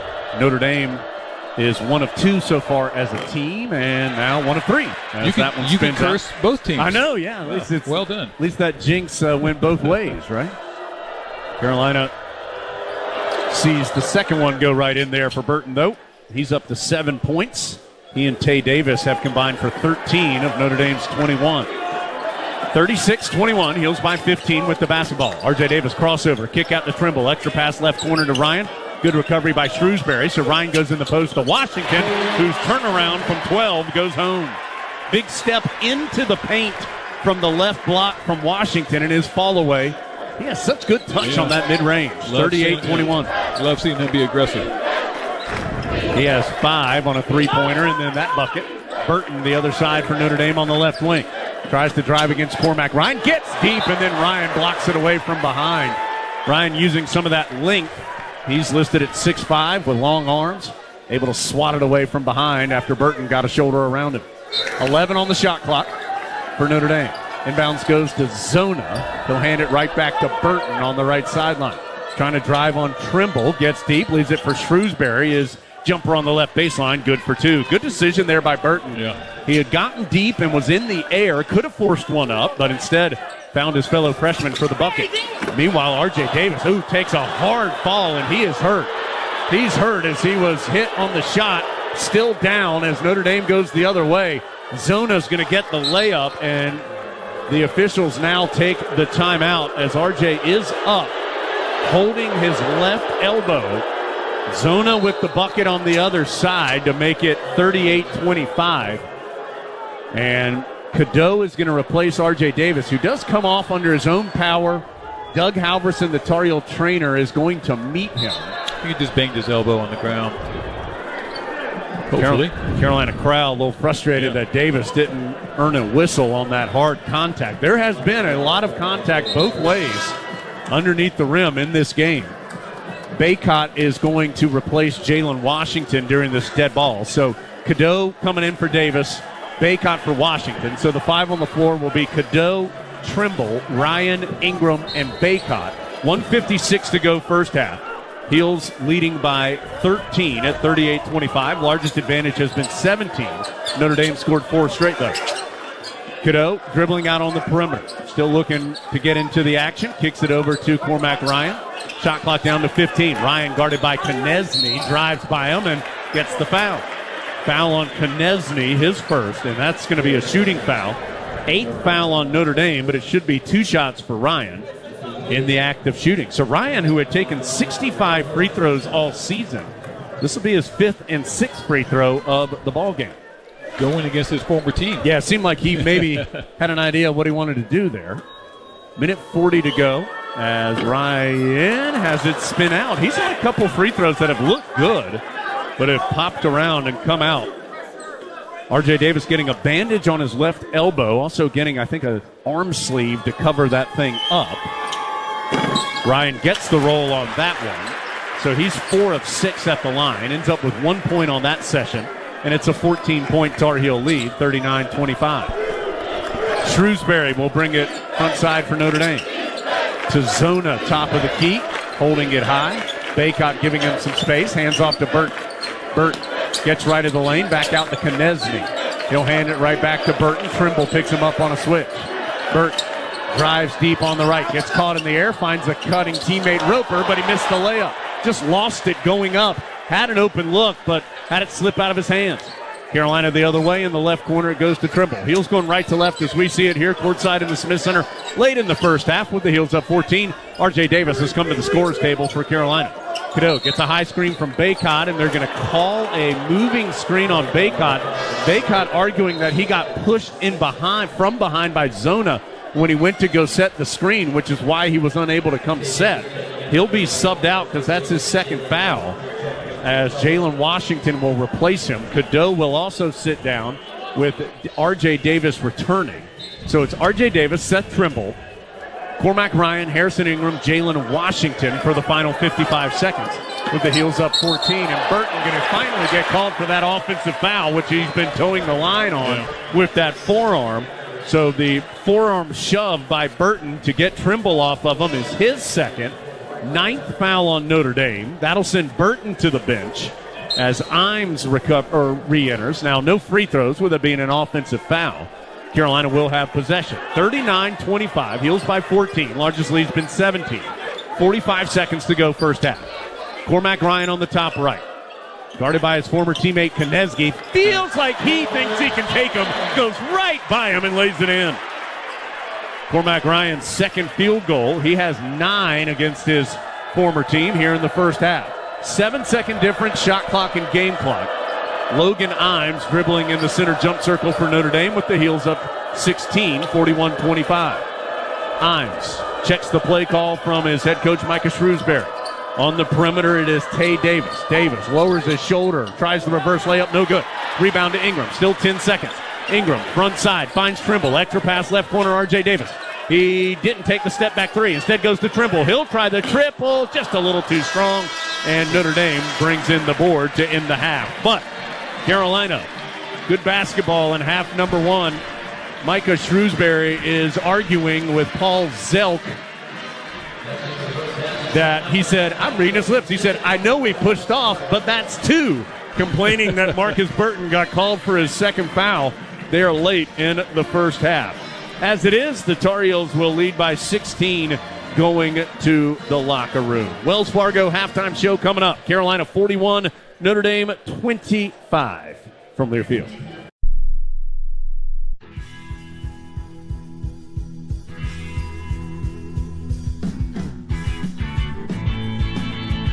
That'll do it for the Wells Fargo halftime show, brought to you by Wells Fargo, official sponsor of Carolina Athletics. Heels up 41-25, and let's get to the trusted choice of the game, brought to you by the Trusted Choice Independent Insurance Agents of North Carolina. Want you to stay safe behind the wheel. Put down your phone while driving. Let's have a hands-free NC. To learn more and find an agent near you, trustedchoice.com/go Heels. Carolina will have the ball first. Pete, what in your mind is important? Keep them on the line second half. Keep them in front of them. Play good, solid team defense. Don't let them get to the free throw line. R.J. Davis has it in the front court. Carolina going left to right as we see it here in the second half. Ends up in the right corner. Cormac Ryan, nothing but net on the three. Good ball movement by Carolina. Worked it around the perimeter with some quick passes and found Ryan for the open look. Ryan's up to 12 points now as he is one of two Tar Heels in double figures. 16th time this year that he's had 10 or more. And Carolina has its largest lead. It's 19 here early in the second half. Burton to Imes. Down low it goes on the low right block to Jai. One-on-one with Bacot. Jai, all kinds of pivots, moves, throws it up off the glass. No, he had the ball for a good 5 or 6 seconds before finally trying to finish. Cadeau in transition the other way. Boy, just got tackled as he went to the rim. No call. There's been a lot of contact at the rim. And now we're going to call one. This one's on R.J. Davis on the other side. And that's his first. There has been a lot of contact, both sides, at the rim. And R.J. Davis kind of wrapped up Burton a bit there, trying to tangle him or trying to tie him up. They're going to call that foul on the floor. I think Carolina was getting set as though it was going to be a free throw, but it was a foul on the floor. And now another foul called on Carolina. This one off the ball on Cadeau. That's his second. So 2 quick fouls called on Carolina. Micah Shrewsbury spent a good minute before heading into the locker room at halftime complaining to the officials. Or I should say, I don't know who's complaining, talking to the officials. And Carolina's called for 2 fouls in the first 60 seconds here of the half. Burt, tough runner, short. Rebound, it bounced once, but Cormac Ryan able to get to it. He'll hand off front court, R.J. Davis. Quick three, nothing but net. R.J. Davis, he knew what to do with that puppy as soon as it got in his hands. The lead is up to 22, 47-25. Shrewsbury can't answer. Bacot, though, can't keep Jai off the glass. And Bacot's called for a foul. That's 3 on Bacot as he was trying to box out Jai. Did so unsuccessfully and then just kind of kept riding Jai out of bounds and was called for the foul. So that is 3 on Bacot with 18:30 to go in the second half. Carolina up 47-25, but their senior big man in some foul trouble. He'll stay in the game. Inbounds goes to Jai. Hands it right off to Burton. Now in the corner left to Shrewsbury. Cadeau fights through a screen to make sure he can't shoot it. Shrewsbury out to Burton. Pocket pass to Jai. 17 feet away straight on. Not looking to shoot. Now he's going to try and back in against Bacot. Bacot with those 3 fouls trying to defend and does so successfully, forcing a miss and then getting the rebound. Heels up 47-25. R.J. Davis hits the Jets but stops left corner. Sends a one-handed pass up top to Bacot, quickly to Ryan. Now back up top it goes to Cadeau. Jab step drive, had it tipped away from behind by Burton. Burton forces the turnover. Notre Dame the other direction. Imes to a trailing Booth. Back around the perimeter. Ends up in Imes' hands on the right side to Jai. Straight on. Jai, the young transfer from Penn State. Still has it. Handoff pass on the left wing to Shrewsbury. Shot clock down to 10. Shrewsbury working against Ryan. Goes to the left baseline. Cut off there. Out to Imes. Shot clock down to 5. And Carolina forces, well, the ball's still loose. Not a turnover yet. Both teams battle for it. It will be a jump ball. This is possession arrow Notre Dame, but just 0.5 of a second on the shot clock, and that will not reset because Notre Dame never lost possession.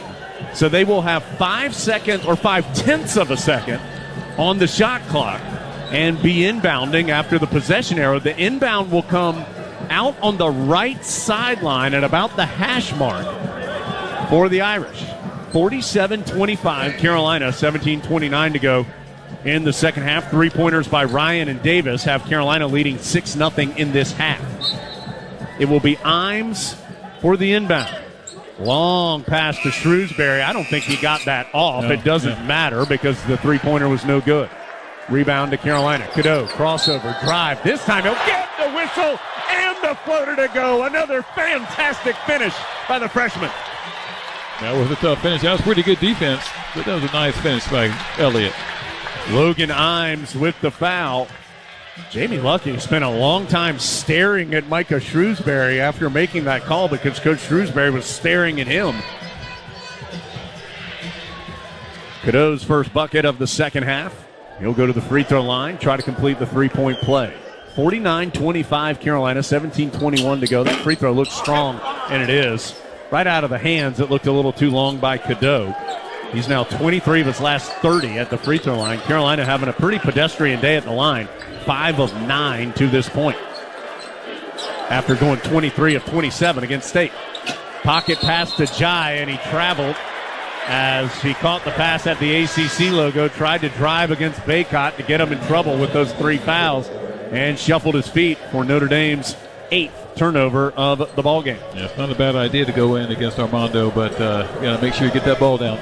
Jai will sit. Zona comes back in for Notre Dame. 49-25, largest lead of the game for Carolina, 24, with 16:57 to go second half. R.J. Davis deep on the left wing. Bounces it to Ingram, back to the basket on the left baseline to Bacot. How about a senior day 3? Yes! Beautiful. Bacot's third 3 of the season makes it 52-25. The other direction, it's the youngster Booth, misses the hook shot, rebound to Cadeau. Carolina trying to pour it on, up 27. Cadeau leaves it for Ingram, transition triple, no good. Rebound Zona and Notre Dame. Hubert Davis didn't like that quick shot. Carolina has more than doubled up the Irish, up by 27 points. Zona hands off to Burton on the perimeter. Jab step right, going to try to drive. Gets deep against Bacot, has to pick it up, send it out, and turn it over right through the hands of his teammate Booth on the right sideline, out of bounds.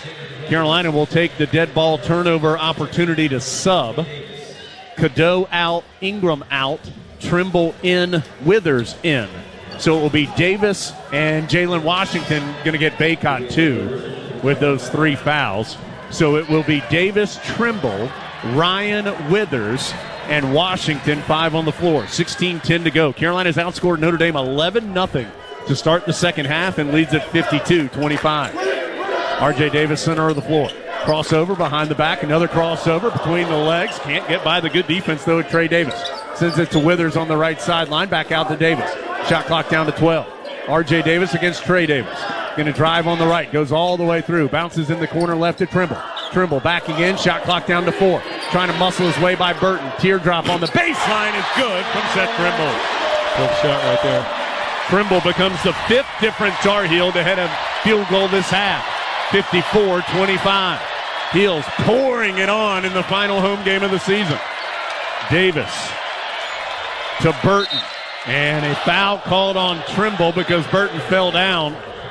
And Trimble kind of just shrugged his shoulders toward A.J. Desai. Thought he had moved his feet successfully, but called for his second foul. It will send the game to a break. 15:24 to go second half. Carolina has started the second half 13-0, and that has made this lead swell to 29 points. I had to do the quick math in my head there. 54-25. Get the calculator. That's right. Heels on top. 15:24 to go from their field.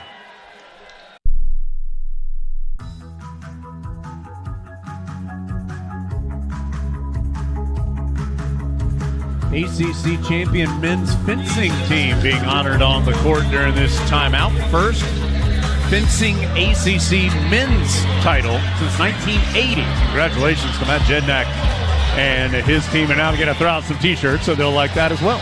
Tar Heels 54, Notre Dame 25 with 15:24 to go second half. Our game tonight presented by Serve Pro of Chapel Hill in Orange County. As a trusted leader in the restoration industry, Serve Pro serves the greater Chapel Hill and Durham area and has the advanced training and equipment needed to clean and restore your home and business.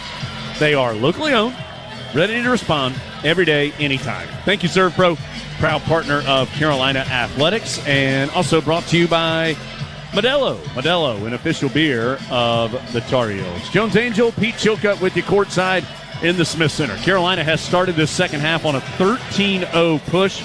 Pete, the Heels have made 14 of their last 21 shots. They're shooting 55% in total, and I think that's because they've gotten really good shots. I mean, Carolina's getting open threes shots around the rim. Now, Seth Trimble, for he just hit a tough turnaround fall away, but that has been the rarity. Yeah. Most of these shots have been high quality. But I'm going to say I'm impressed with that defense. I mean, they have 25 points in about 25 minutes of game time, and they haven't scored in the second half. So the offense looks great, but it looks a lot much better because of our defense. It was 18-16 at one point in this game, and now it's 54-25. Shrewsbury, though, misses the open three. Withers saves the rebound, but to Notre Dame, and they can't finish. Oh, gracious, Tay Davis missed the bunny after the good hustle by Withers. So it ends up being an empty possession for Notre Dame. Jalen Washington, quick trailing three from straight on. Banged it home, big fella. I'm pretty sure Coach Davis was going to give him the stare if he missed that one. Well, a lot going right for Carolina. 8 of 14 from three-point range. Second one that Washington's made. He's up to 8 points. And the Heels lead it 57-25.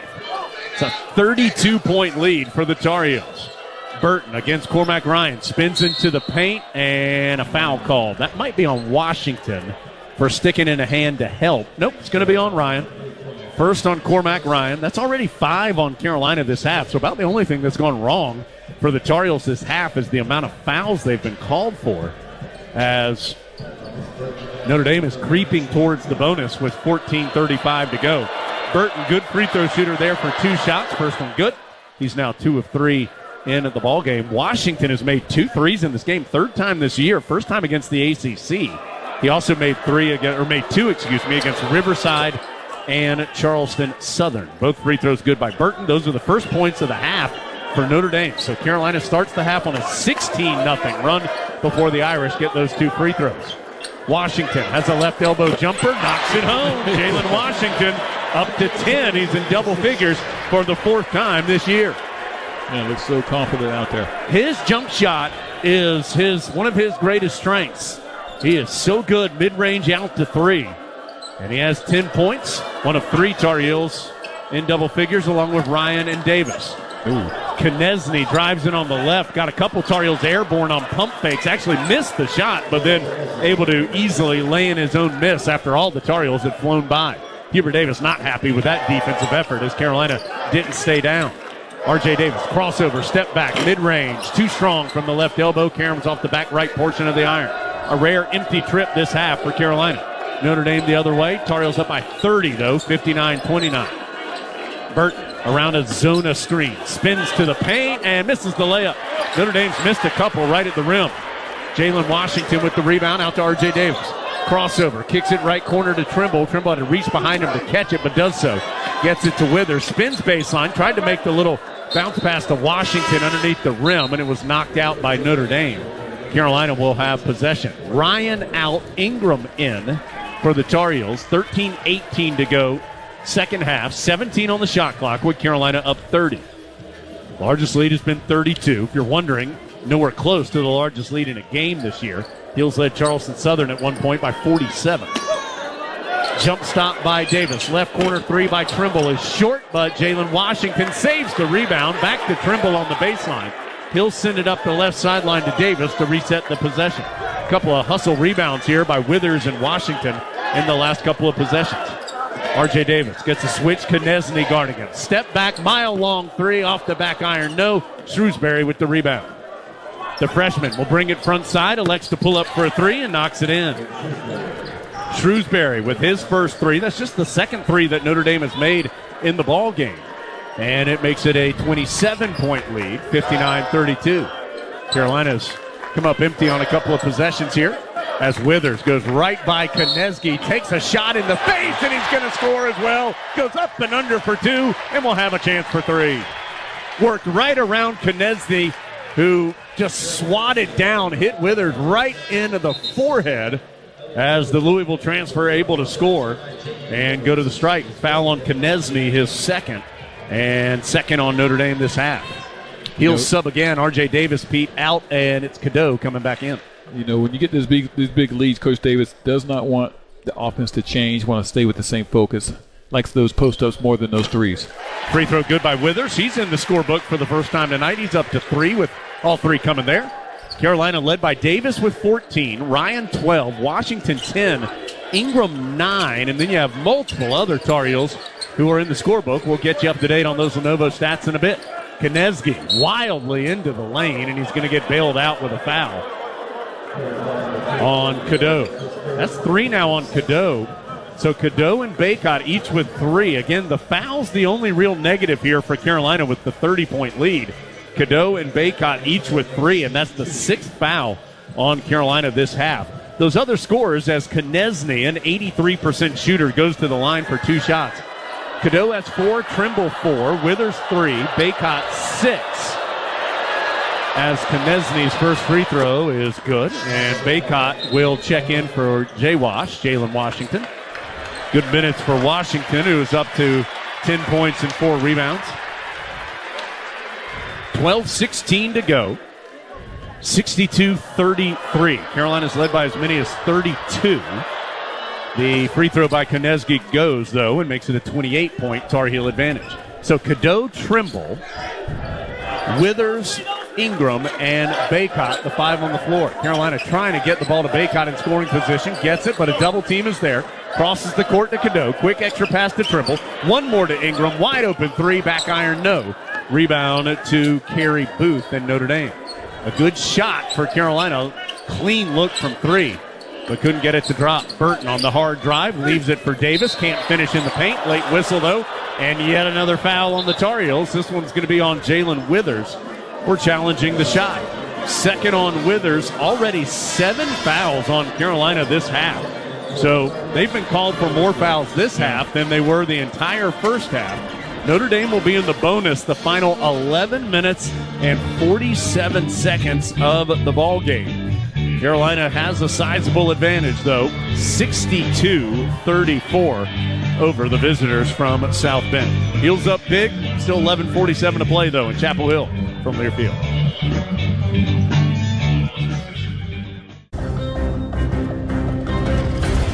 11 minutes, 47 seconds to play, second half in the Smith Center. Carolina has led this game by as many as 32 points, currently up by 28, 62-34. Showing Isaiah Hicks on the Jumbotron here in the Smith Center. Great to see Isaiah here. Of course, remember that 2017 National Championship team.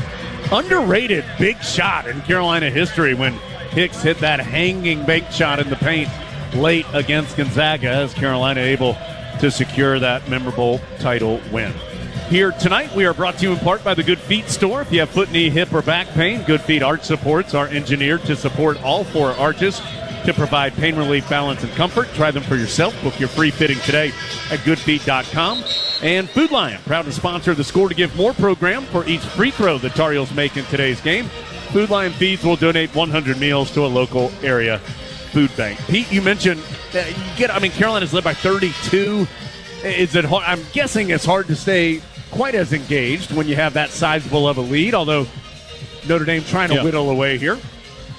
The outcome is decided. We can pretty comfortably say that, but you want to, as a coach and as a team, you want to get the same kind of shots in the last half of this game as you did in the first 3/4. You got to stay focused on discipline, be focused on defense, good habits. You don't want to, down the last stretch here, kind of change your strategy. I think we're doing a pretty good job of that so far. Tay Davis goes 1 of 2 at the free throw line. The rebound knocked out of bounds by Notre Dame. So Carolina will have possession, 62-35. Now the score, as Carolina, again, with the big lead over Notre Dame. Bacot hands off to Cadeau. Cadeau, Trimble, Ryan, Ingram, and Bacot. Catch and shoot 3 for Ryan. Looked good, but a little too strong from the corner. Trimble fights for the rebound. It's still loose. And there's going to be a foul called on Notre Dame, I think, as the two teams were really battling and hustling for the loose ball. Burton is called for the foul, and on top of that, he's also a little slow to get up off the floor, and really no malice there from Burton. It was just a lot of effort from both sides, but Burton kind of jumped on top of Cadeau as they were going for the loose ball and picks up. That is his 3rd foul for the leading scorer for Notre Dame. Tar Heels will inbound with the 62-35 lead. Cadeau in the middle of the paint to Bacot. Quick push shot, no good. Ingram tried to dunk it home. He missed it. Slaps the rebound to Cadeau. He's able to save it. He could have gone and gotten that in the backcourt, but he saved it anyway to Bacot. Carolina comes ahead. It is Trimble on the hard drive. Jump stop in the paint. Pivots. Cut off there. Has to send it back out. Still 8 on the shot clock as Cadeau has it. One-on-one with Burton. Whips it to Ingram. Feet set. Long three. Boy, that looked good, but no good. Ryan, though, the rebound, the stick back, that won't drop. And Ingram comes out of there with it. Multiple offensive rebounds for Carolina on this possession. And Ryan finally pays it off with the bucket. Carolina just would not stop until they saw the ball go through the 10. Way to stay after right there. 64-35. Carolina just one of its last 7 from the field, but about all of them, it feels like, came on that possession. Konechny out to Shrewsbury deep on the right wing. Carolina by 29. Burton. Ryan attacks him. Burton into the paint, sends it out to Konechny. Catch and shoot 3 is good for the junior from South Bend. Konechny has 7 all this half. And Notre Dame cuts it to 26. Still 10-11 to go as Ryan catch and shoot 3 left corner is no good. And rebound to Notre Dame. Tar Heels have gone cold from behind the arc, and they're shooting a bunch of them. That's the 11th 3 Carolina's taken this half. Just 4 makes. Burton bangs into Cadeau and loses the basketball. Cadeau pitches it ahead to Ingram. Ingram able to work by Booth. Force it up. No good on the right side. Carolina misses the transition layup. Hubert Davis frustrated that the Heels let that opportunity slip by the wayside.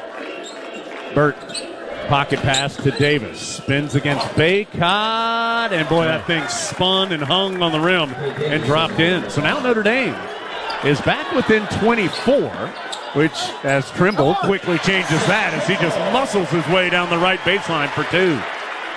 Carolina back up 26. I was going to say 24 is certainly a good lead, but the Heels were up by 32 at one point. Now it's back to 26 with 9:12 to play. Heels up 66-40. Davis on the perimeter. That's the Notre Dame Davis, Tay Davis. To Konechny. Jump stop on the low left block. Cut off there by Ryan. In some trouble. Back out to Burton. Jab step gets him by Cadeau. Drives in, leaves it for a teammate. And that's Tay Davis for the layup. That was a good play. Notre Dame does a good job getting in the paint. And then, as Pete referenced in the first half, Burton in particular makes good choices on shoot or pass once he gets deep. Cadeau drives left of the lane. Sent it out to nobody. He thought Ryan was going to rotate over to the right wing. He was not there and turns it over, sending it out of bounds. Cadeau frustrated as he will be subbed out as Wojcik and Davis come in and Trimble and Cadeau sit down. So Carolina will have Davis, Wojcik, Ryan, Ingram, and Bacot. 8:39 to go. Notre Dame said its last 4. Well, here comes Jalen Washington as well, so he's going to get Bacot. Notre Dame's hit its last 4 shots. Carolina just 2 of its last 10. That's allowed the Irish to take this from a 32-point deficit to a 24-point Carolina advantage. So still a sizable lead, but Notre Dame starting to work a little closer.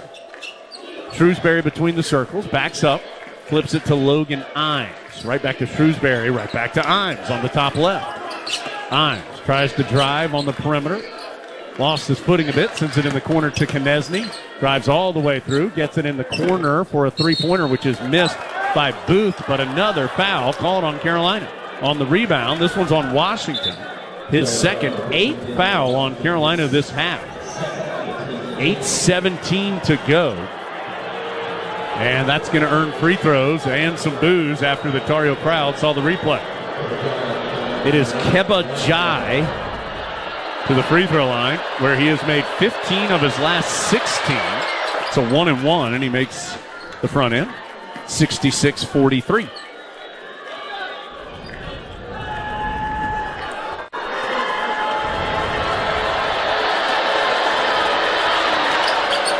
Second one's too strong, and Jalen Washington, the uncontested rebound. R.J. Davis quickly pitch ahead down the right sideline to Cormac Ryan. Up top it goes to Ingram. Now to Davis on the left side. To Wojcik. Catch and shoot 3 for Paxton. Wojcik's too strong. Another 3-pointer. Threes, right. Carolina's taken 12 of them this half and made just 4. Booth gets an open look for 3. That's good. Notre Dame has cut this to 20 at 66-46. It's a 6-0 Notre Dame run. They've made 5 of their last 6. Tar Heels have made just 2 of their last 11. Tar Heels led by 32, but now it's down to 20. Ingram on the right elbow. Kicks it to Ryan. He's going to drive hard from the left. Can't finish through contact. Rebound knocked out by Carolina. So it's going to belong to Notre Dame. Tar Heels continue to sputter offensively. Notre Dame starting to hit some shots and creeping back in it. Still a sizable lead, but Notre Dame getting some momentum. 66-46 Carolina. 7:31 to play from Learfield.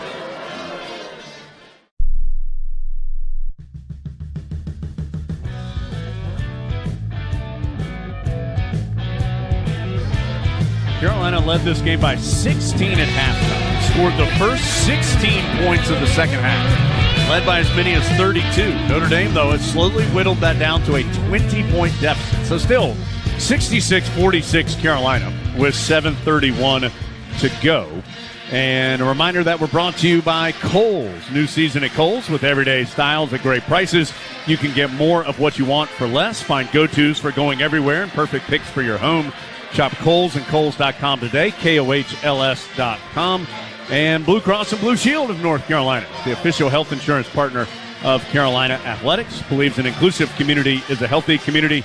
Here for the Tar Heels, here for all. Again, that score on the North Carolina Farm Bureau scoreboard, 66-46. Farm Bureau Insurance helping you is what they do best. Heels just 3 of their last 16, including 0 of 7 from 3 in that stretch. And, Pete, that's allowed Notre Dame, again, still a 20-point lead. But Carolina just hasn't really gotten much around the rim here as of late. A lot of three-point attempts, 7 of their last 16 shots. And Notre Dame taking advantage of some misses.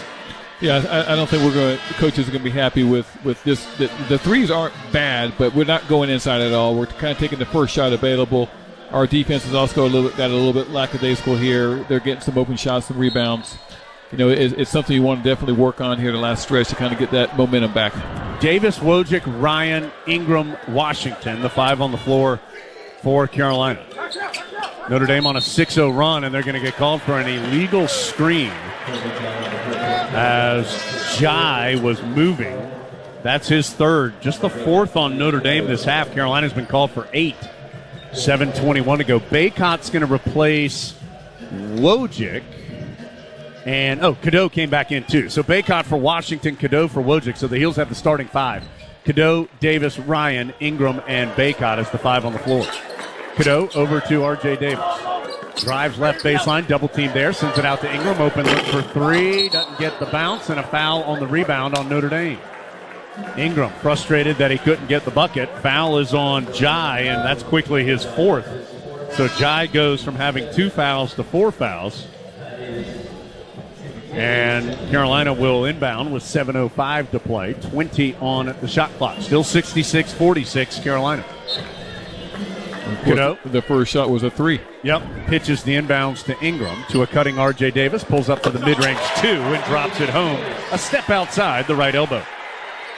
Davis up to 16. He and Ryan and Washington all in double figures. Ryan with 14, Washington 10. 68-46, Heels by 22. Shrewsbury between the circles. Ryan hounding him to a cutting Davis. Can't finish against the challenge of Bacot. Rebound to Ingram. Ingram will leave it for Cadeau. Drops it off to R.J. Davis. He's going to attack. Saw a lane on the right. Leaves it for Bacot, and he gets hacked from behind as he was trying to dunk it in. Foul's going to be on Tay Davis, his 2nd. That's now 6 fouls on Notre Dame, and Bacot to the line for 2 shots. You know, Notre Dame down 22, 6:32 to go. They had an incredible comeback earlier this year at Syracuse. They were down 29 points late in the first half as Bacot's first free throw is good. They actually went on a 9-0 run at the end of the first half, cut it to 20 at halftime. They got it down to a 3-point deficit in that game after trailing by 29 in the first half. They got it down to 86-83 as Bacot makes them both. They did eventually lose the game, but had a big comeback in that effort. Carolina has not seen them do quite that. The Heels led by 32. Notre Dame did cut it to 20, but it's back to 24 now at 70-46. And just 6:20 to play in the Smith Center. Tay Davis on the perimeter, hands off to Burton. Burton followed around by Ryan, down to Tay Davis, and can't finish against Bacot. Notre Dame, again, has had trouble finishing around the rim. Ingram to a trailing Ryan. Could have taken the 3, but didn't. Heels instead will slow it down. R.J. Davis wraps a pass to Bacot, hands it right back to R.J. He'll pull up for three. Give it to him. And the foul. How about a chance for four for number 4? 5:58 to go. The foul on Shrewsbury. And 7th foul on Notre Dame. Shrewsbury was just behind, trying to catch up. Ran into the back of Davis as he elevated for the 3. R.J. Davis has now made 3 threes in this game as the free throw was no good. But Ingram with the rebound and the putback. Ingram now with 11 as R.J. Davis sees his free throw rattle out. Carolina back up by 29 at 75-46. So R.J. up to 95 threes now. That has tied him for 4th place in a single season in Carolina history as Burton can't hit the mid-range jumper. Bacot with the rebound. We'll tell you about that Davis stat in a minute, but Carolina on the move with the 75-46 lead. Ingram whips it down low to Bacot, and he's fouled. That's, as Pete nods his head a little closer to what the Heels wanted. That's also, I believe, they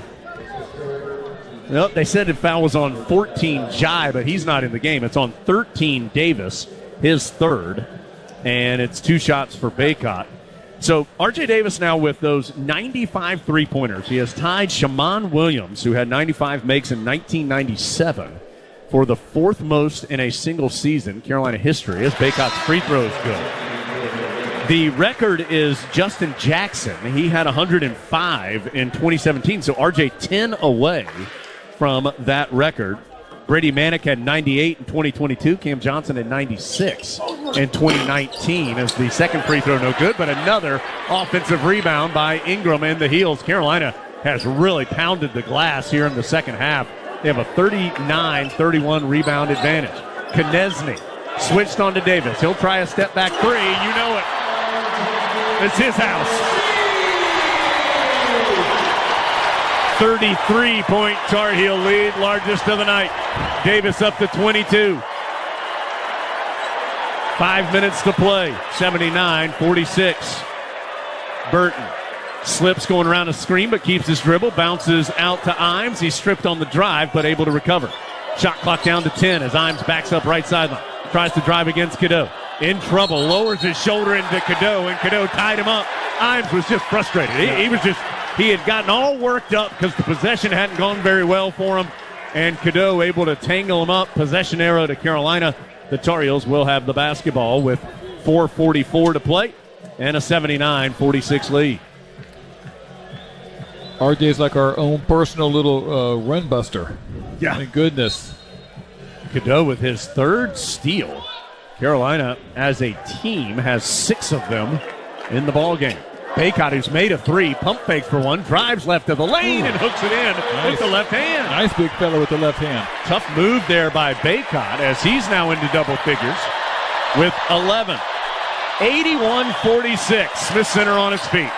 Burton drives on the left, out to Imes. Extra pass to Zona. No good for 3. R.J. Davis rips down a rebound. Davis with 22 points, 5 assists, and now 4 boards.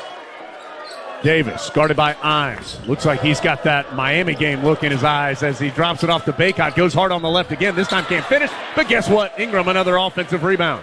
The shot did not hit the rim, so the shot clock is down to 10 for Cadeau. Drives on the left. Out to Ingram. Wide open 3. Too strong. Ingram kind of held the pose, frustrated that he's missed some open ones. He's just 5 of 16 on the game. 1 of 8 from 3. 81-46, Tar Heels on their way to securing at least a share of the ACC regular season title with this win. Dominating Notre Dame in the Smith Center tonight. Cadeau tips it away from Zona. Zona able to run it down. Out to Imes, shot clock down to 6. Imes trying to muscle his way in. Bounces in the left corner to Booth. Pump fake gets Ingram in the air. Can't hit the mid-range. Rebound Cadeau. He'll pitch it ahead to R.J. Davis on the left. 3:18 to play. Next dead ball will be a timeout, and I think Carolina took a timeout. They did. As the Tar Heels take the timeout with 3:15 to go. That will stretch to a full as the first called timeout of the second half. 81-46. Tar Heels led this by 32. Notre Dame cut it down to 20, and now the Heels on a 15-0 run, leading it by nearly 40. They're up by 35 here in the Smith Center, 81-46, 3:15 to go. R.J. Davis, one of 5 Tar Heels in double figures here in the Smith Center on senior night from Learfield. All the action, all season long. This is Carolina basketball. Well, Carolina's cruising here in the Smith Center, 81-46 with 3:15 to go.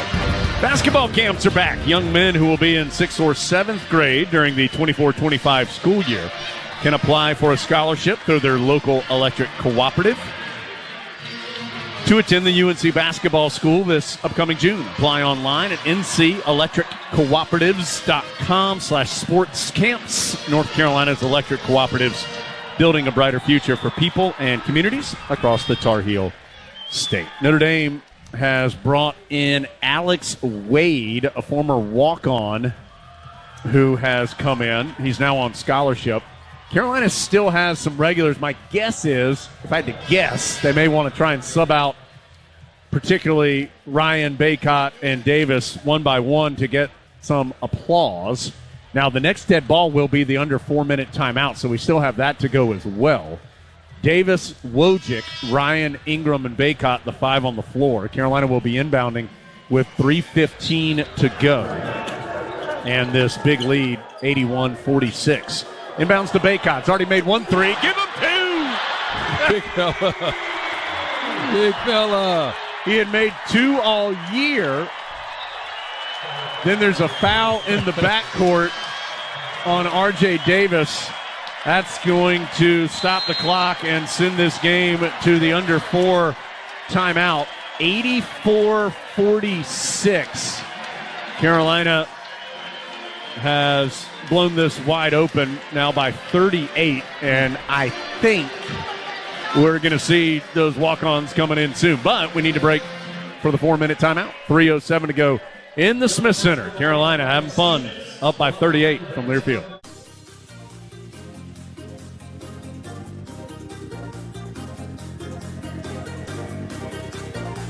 Well, Tar Heels are having fun in the Smith Center.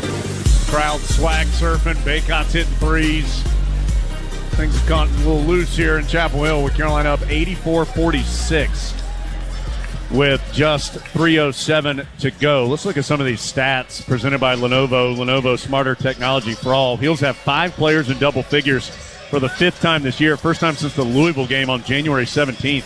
R.J. Davis, 22 points, 6 assists, 4 rebounds in the ball game for R.J. 14 points, 5 rebounds for Bacot. 14 points, 5 rebounds for Cormac Ryan. Jalen Washington has 10 points. Harrison Ingram, 11 points and 14 rebounds for a double-double. His 10th this year, 15th of his career. And the Tar Heels way out in front. It will be some free throws for Notre Dame. A 1-and-1 for Logan Imes, who is 12 of 15 on the year. Makes the first. James Okonkwo is going to check in. And he is going to get Bacot to give the Smith Center crowd an opportunity to appreciate the 5 years that Armando Bacot has put in for the Heels. He will leave as at least the floor at home as Carolina's 3rd all-time leading scorer and leading rebounder. Now Creighton Lebo in for R.J. Davis. Maybe one more year for Davis, we don't know. But a big hug from his head coach, Hubert Davis. Here comes Zayden High. He'll replace Cormac Ryan. Hubert Davis and Ryan embrace. Here comes Dewey Ferris. He's going to get Harrison Ingram. Not a senior, but he'll get a big round of applause as well. And how about one more? Rob Landry going to come in. He'll replace Paxton Wojcik as well. So Carolina will have Creighton Lebo, Rob Landry, Dewey Ferris, Zayden High, and James Okonkwo as the 5 on the floor. Nice moment there for those seniors and Ingram to get recognized on the way out. Imes makes both free throws, and it's 84-48. So Carolina is going to be tied, or is going to assure itself of at least a tie in the ACC regular season. Creighton Lebo, only Tar Heel hasn't scored yet this season. Over to Rob Landry, drives right in the lane, almost lost his footing, able to keep it. Bounces in the post to Okonkwo. Double team comes from behind. Ball's knocked away. Still being fought for. Karaming on the deck. Out of bounds off Notre Dame. 6 seconds on the shot clock for Carolina. So the Heels will be 16-3 in conference play. Duke is 15-4 after its win last night in Raleigh. So pretty easy to figure out. Heels beat Duke on Saturday. They're the outright champs. If Duke wins, they'll share the title. Lebo, right corner three, too strong on the inbounds. High saves the rebound, but to Notre Dame. And as far as who would get the top seed or second seed in the ACC tournament, should Duke tie the standings, that's hard to figure out right now with all the crazy tiebreaker procedures. There are so many teams tightly together after Duke and Carolina in the standings. Just hard to tell you definitively right now, or even give you a truncated version of the options. There's so many. But Carolina wins on Saturday, they'll be the outright champs. If Duke wins, they'll share it, and they'll have to go to the tiebreaker for the seeding. 84-48, Carolina with the lead. They've emptied the bench. Notre Dame dribbling on the perimeter. Knesny to the free throw line out to Booth. His three with high in his face, almost banked in. Did not, but Zona able to pick it up after Okonkwo couldn't quite handle the rebound. And then Okonkwo called for the foul, which will put Zona at the line. Now, on its face, that's bad news because Okonkwo picked up the foul.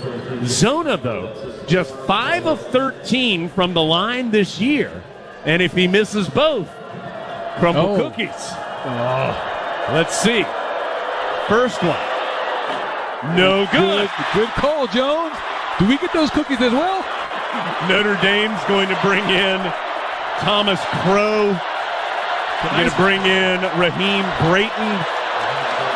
Can I throw something at him? Let's see. Pete's going to keep everything. Also brought in J.T. Kelly. All right, Zona, cookies or no? Yes! Carolina's getting cookies as the rebound goes out of bounds off the Irish. What a game. What a savvy foul by Okonkwo.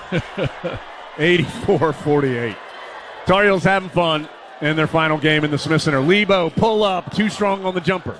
Rebound slapped by Ferris and then lost out of bounds by Notre Dame. Creighton Lebo kind of claps his hands as he walks back to join his teammates in the front court. Again, he's the only Tar Heel that has not scored this season. He scored in his career. He has 8 points in his Carolina career, but has not scored this year. He has the inbounds, crossover, working against Alex Wade to high. He's going to try a triple. Nothing but backboard. Rebound, though. Karam's back out to the freshman. Well, he had it for a moment. Boy, the ball is, maybe somebody greased that thing up as it squirts through a couple hands out of bounds. 97 seconds to go. It will stay with Carolina. 6 on the shot clock. Got to go. Inbounds to Lebo. Can Lebo get on the scoreboard? Three-pointer off the iron. No. Rebound saved by Landry, but to Notre Dame. 90 seconds to go. Carolina up by 36, 84-48. Coke postgame report coming up after this as Okonkwo erases the driving layup attempt by Alex Wade. The junior from San Diego saw his shot get sent into the stands. 19 on the shot clock. Quick inbounds and three-pointer taken and made by J.T. Kelly. His first points of the season for the walk-on for Notre Dame. Makes it 84-51. High to Landry. Drives left baseline. Flips it up and a little bit short. Rebound to Zona. 1 minute to play right now in the Smith Center. It's been a fun year here in Chapel Hill. Carolina, of course, has a lot more work to do this season. Closing out the home year, though, with a big win over Notre Dame. Irish missed a three, but keep possession after the long offensive rebound. Brayton, hard drive against Dewey Ferris, blocked away by Okonkwo. Carolina the other direction. Lebo, hesitation dribble, floats it up off the glass, no good. Dewey Ferris tried to save the rebound, and Lebo clasped his hands. The idea wasn't bad. He just kind of lost it on the way up. Not for the lack of trying. He's going to give it his best. Notre Dame hasn't made a field goal in more than 6 minutes. Carolina on an 18-2 extended run, although they've missed a bunch of shots here late. 25. Actually, that's not right. Notre Dame did make one field goal in that three-pointer as Brayton misses a driving shot. Carolina will have one more chance, but Hubert Davis says no. Creighton Lebo a little crestfallen, but the Tar Heels totally dominate here in the Smith Center to close out their home campaign in the 2024 regular season. The senior Lebo will dribble it out. The horn sounds. Carolina wins it 84-51. The victory improves Carolina to 24-6 on the season, 16-3 in ACC action, and that guarantees the Tar Heels at least a share of their 33rd ACC Regular Season Championship. Of their previous 32, they have 21 outright and 11 tied. They will try for the outright title in Cameron against Duke on Saturday. Notre Dame falls to 12-18 with the loss, 7-12 in ACC play. Brighter days ahead for Notre Dame. They've got some good young talent, but they were overwhelmed tonight in the Smith Center by the Tar Heels. Again, 84-51 the final. Carolina 24-6, 16-3 in ACC action with the victory. Coach postgame report coming up. You'll hear Pete's thoughts, Coach Davis's thoughts. We'll talk to a player, stats, some important scores. A lot of ACC games going on tonight, too. Heels winning by 33 from Learfield.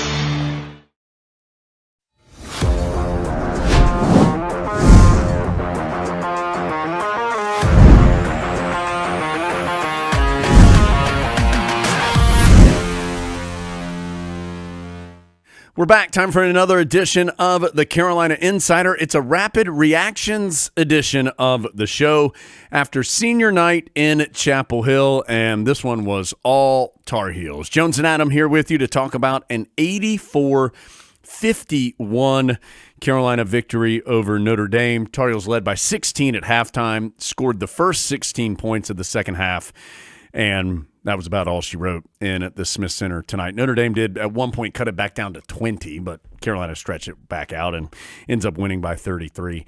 Adam, a lot of things on storylines for Carolina are kind of looking forward, I think, as far as the game on Saturday and NCAA tournament seed and all those things. But for tonight, it was a nice way to honor a big senior class. 7 different Tar Heels went through the senior day activities. Understanding that R.J. Davis still has a decision make, could come back next year. But those seniors honored, and they played well. The team played well. Feel-good moments in the game. Just a fun night in the Smith Center. Everybody got to do something to help the team win from the senior perspective. You got good minutes for the seniors who don't play as much. They got to play a lot. Their families were there. It had everything you wanted. R.J. Davis was great. Armando Bacot did some things we haven't seen him do before, made a couple threes, and just a solid win over a team that had been playing well, but Carolina made them look not very good. Yeah, Notre Dame had won 5 of its last 6, and I do think the Irish have some good young players, and they have some brighter days ahead, but they were outclassed tonight in a tough situation to come into for a young team on the road against a team that was celebrating seniors, etc. I will give Carolina credit for this, though. They didn't mess around in this game. It was 18-16 about 10 minutes in, and then it wasn't anymore after that. And so Carolina didn't let Notre Dame hang around. They just went ahead and put their foot down, which is something that, quite honestly, has been a challenge at times this year for this Tar Heel team. Yeah, and just left absolutely no doubt behind a great crowd. Yeah, that came out early and came out loud, and you sold out the Smith Center 21,750 on a Tuesday night at 7, traditionally a tough time to get here. But a great crowd that showed their appreciation for a senior class that's been so impactful and now has a banner to show for it. So I talked to Coach Davis. Adam talked to Armando Bacot. You'll see those interviews in just a second. Adam, not just one basketball part of this. There's not a ton of basketball. I mean, this was a very one-sided game. It did feel like Carolina played good defense in this game. Notre Dame, they ran them off the three-point line a fair amount, and Notre Dame's a decent three-point shooting team. A lot of challenge twos, a lot of challenge shots around the rim. Notre Dame did miss some shots around the rim, but I think a lot of those were challenge shots around the rim. And I say that on a larger scale of, it seems to me that when Carolina is playing great defensively, it's one of the elite teams in the country. When it isn't, it's still a pretty good team, but Carolina's highest ceiling is when the defense is playing well. Yeah, I mean, there aren't any incredible offensive numbers on that box score for the Tar Heels. the numbers were on the defensive side where you didn't let Burton get hot. You'll hear Armando Bacot when he starts talking about Burton. It's obvious how much Carolina talked about him because he starts rolling off his stats like he took 100 more shots than anyone else on the team. That's something that's obviously been drilled in, and Carolina committed to defending him, not just with R.J. Davis and Seth Trimble, who had the individual assignment, but it was a whole team effort to make sure he wasn't able to get loose, and he didn't. Yeah, just third time this season that Burton has not finished in double figures. He had 9 points, came in averaging 17.5. So good young player, but had a rough night in the Smith Center as Notre Dame did in total. So let's go to – I talked to Coach Davis. Adam talked to Armando Bacot. We'll let you see and hear those interviews. We'll come back and start to look ahead to a big one in Durham on Saturday. Carolina wins it by 33. Let's get to those interviews. More to come on the back half of a Rapid Reactions edition of the Carolina Insider.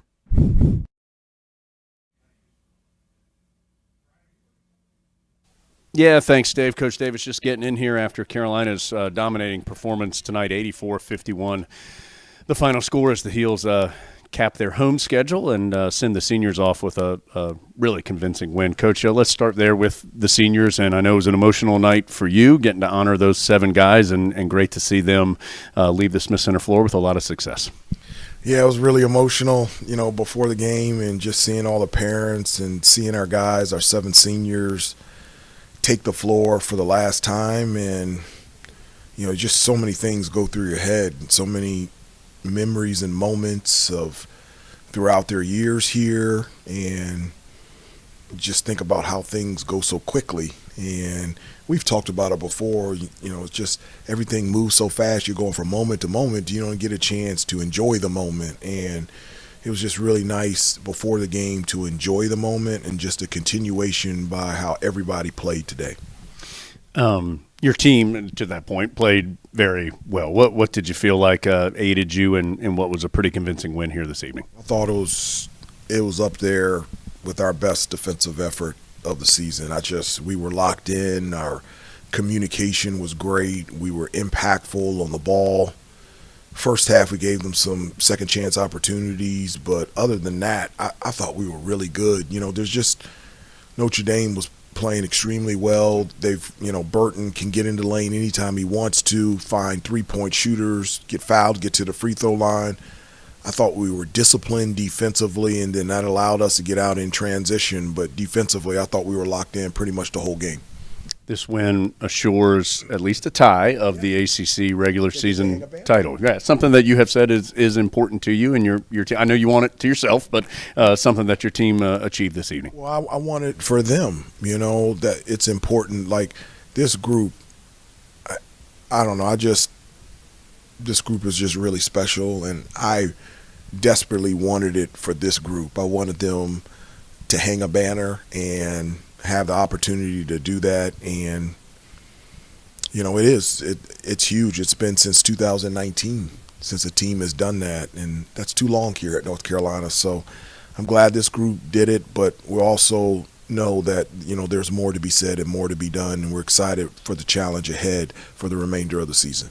That next step, of course, comes in Cameron against Duke, and a win there will be an outright title for your team if you get it, and always an intense game coming up on Saturday. Yeah, it should be a lot of fun. It's nothing better in college than going down to the last game of the regular season, North Carolina and Duke. So, but first we're going to enjoy this moment and enjoy this win and celebrate our seniors, and then we'll get back to work after having a day off and get ready to prepare for this weekend. I know this is a really hard thing for me to ask you to do, but is there a way that you can put into words what Armando and RJ, and we understand RJ has a decision to make, could come back. Is there a way you can put into words what those two guys have meant to your program here through the last several years? I can't. The times that they were here, it's been an explosion of college basketball. I mean, there's, the transfer portal, the extra COVID year, NIL. They went through a pandemic. I mean, they've gone through so much more than any other regular student would have gone throughout their career. And just their commitment to this place, to be as talented and as accomplished as they are, for them to stay at this school for 4 to 5 years, I mean, that means something.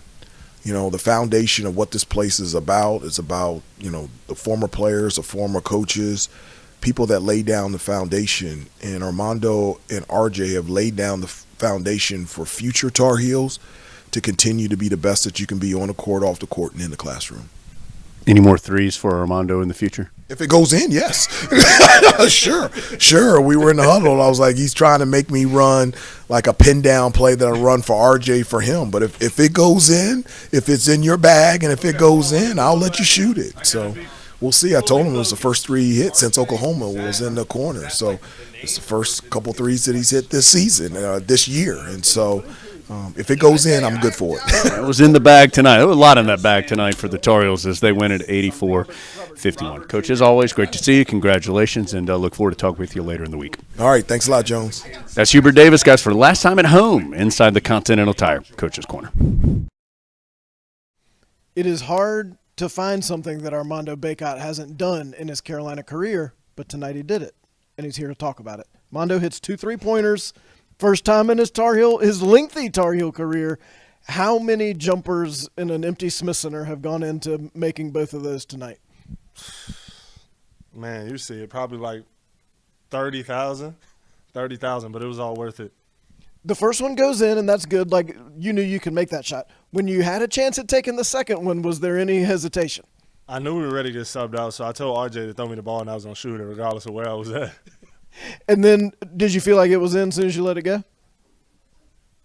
Low-key, yeah. I felt it. It felt good. I thought I got fouled, too. Should have been a 4-point play. 4-point play, exactly. Could you start at the 2 Saturday night? I think so. I think we got to drop some plays for me coming down pin downs and allowing me to shoot more threes. I think I showed that today that my volume should be up way more. In all seriousness, a really solid win on senior night for the Tar Heels. Notre Dame had been really good, had won 5 of the last 6. It was a team defensive effort on Burton. What was your part in that, and what was the game plan against him? Just being up higher on ball screens, and we needed the bigs today to be way more impactful. We knew that everything went through Burton. He's a great player, freshman, and really just our job was to make him uncomfortable because everything went through him. He had over 100 more shots than the next player. You've now won at least a share of the regular season ACC Championship, which is another thing that you haven't done in your Tar Heel career. Why is that important?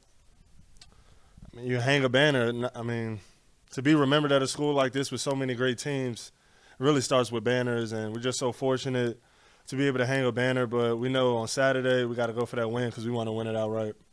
What's this day been like for you as you've thought about playing here for what we assume is the last time? It's been pretty crazy, you know, just how fast the time has went, but I'm just so thankful to be at a school like this. What do you know basketball-wise now that you didn't know when you got here 5 years ago?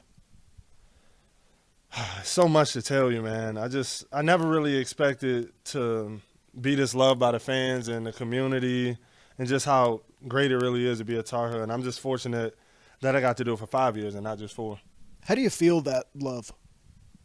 Just every day and everything I do, just the fans coming in with a great energy through the tough times and the good times, and it's just been special. What do you know not basketball-wise today that you didn't know when you got here 5 years ago? Man, just to be more mature, man. I was a playful guy when I first got here. I mean, I talked to Coach Williams the other day, and he was just telling me how proud he is of just how I matured because I was a jokester, but still joke more, but just being more serious, just my approach. I think I started here as a boy and left out as a man. If this Mando sitting here today could give that Mando some advice, what would you tell him? Stay patient. Don't panic and trust yourself. What's left for these Tar Heels? Every game you play the rest of the way, going to be a lot of stakes. What are you looking forward to? We're going for 2 more banners. So playing. You heard it from Armando Bacot. Gets the win on senior day and gets 2 3-pointers. First time ever. Mando, thank you. Appreciate you. So now we look forward, Adam, to Carolina and Duke. And as it so often is and is an impactful game, it is the 29th time that the final game of the regular season, Carolina-Duke, impacts both teams as far as the ACC. I mean, how crazy is that? And we haven't even mentioned the fact that Carolina's win ensures the Tar Heels of at least a tie, at least a share of the ACC regular season title. And, of course, they want one for themselves. But 33rd time in 71 years. Nearly half the time the ACC has existed, Carolina's won at least a share of the regular season crown. That is so impressive. So, Adam, it all comes to a head on Saturday. If Carolina wins, Tar Heels get the outright regular season title. I think at that point, regardless of ACC tournament, they probably feel very good about going to Charlotte in the NCAA tournament. They get another big feather in their cap for a potential number 1 seed. Of course, they're battling out some other teams for that. If Duke wins, then the two teams are tied. I still think Carolina probably has a little bit of a step ahead for that spot in Charlotte just because of the overall resume of the two programs. But it makes things maybe a little dicier in the ACC tournament. So as traditionally it is, a lot on the line coming up when these two meet to close the regular season. You can feel some national momentum building on Duke's been really good this second half of the season. They might be the best team in the ACC. Well, Carolina's got a chance to end all that on Saturday because a win at Cameron would settle that for this year in theory.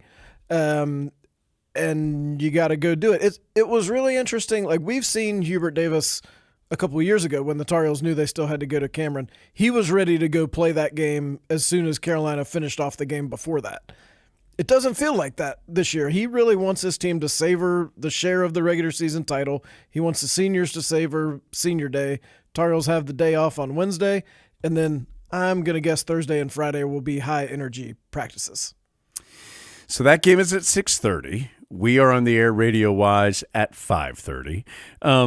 Adam, just to finish things off before we get out of here, I do think it is an impactful night for Carolina basketball, and this is in no way something to diminish the other 5 seniors who were all honored today. But Armando Bacot and RJ Davis have now played in a combined 293 games for Carolina basketball. They have been, as Hubert Davis said in that interview, they have just been here for a lot of things. And as you're going to see in these highlights, they played great tonight. But COVID, the birth of NIL, the transfer portal, a coaching change, which is rare for Carolina basketball, from Roy Williams to Hubert Davis. RJ Davis will be the final player if he's back next year, or he and Bacot will be the final 2 players that were Roy Williams players.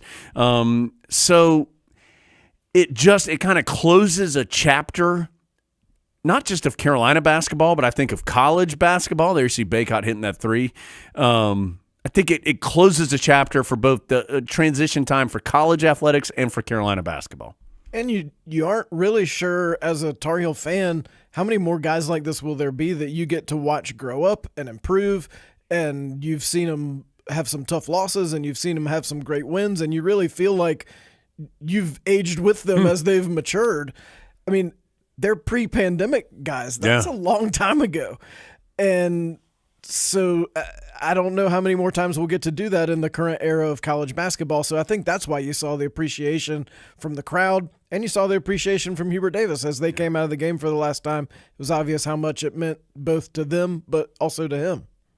And again, for the millionth time, we throw in the asterisk that RJ Davis can still come back, and that decision has not been made. And so we'll still find out that answer in the future. But Armando Bacot walking off the court for the final time there in the Smith Center, to a big round of applause. You see the big hug with Hubert Davis, and the same for RJ and all the Tar Heels tonight. It was a fun night of Carolina basketball as the Heels blow past Notre Dame 84-51. The final. Adam, this is our last rapid reactions pod of the year.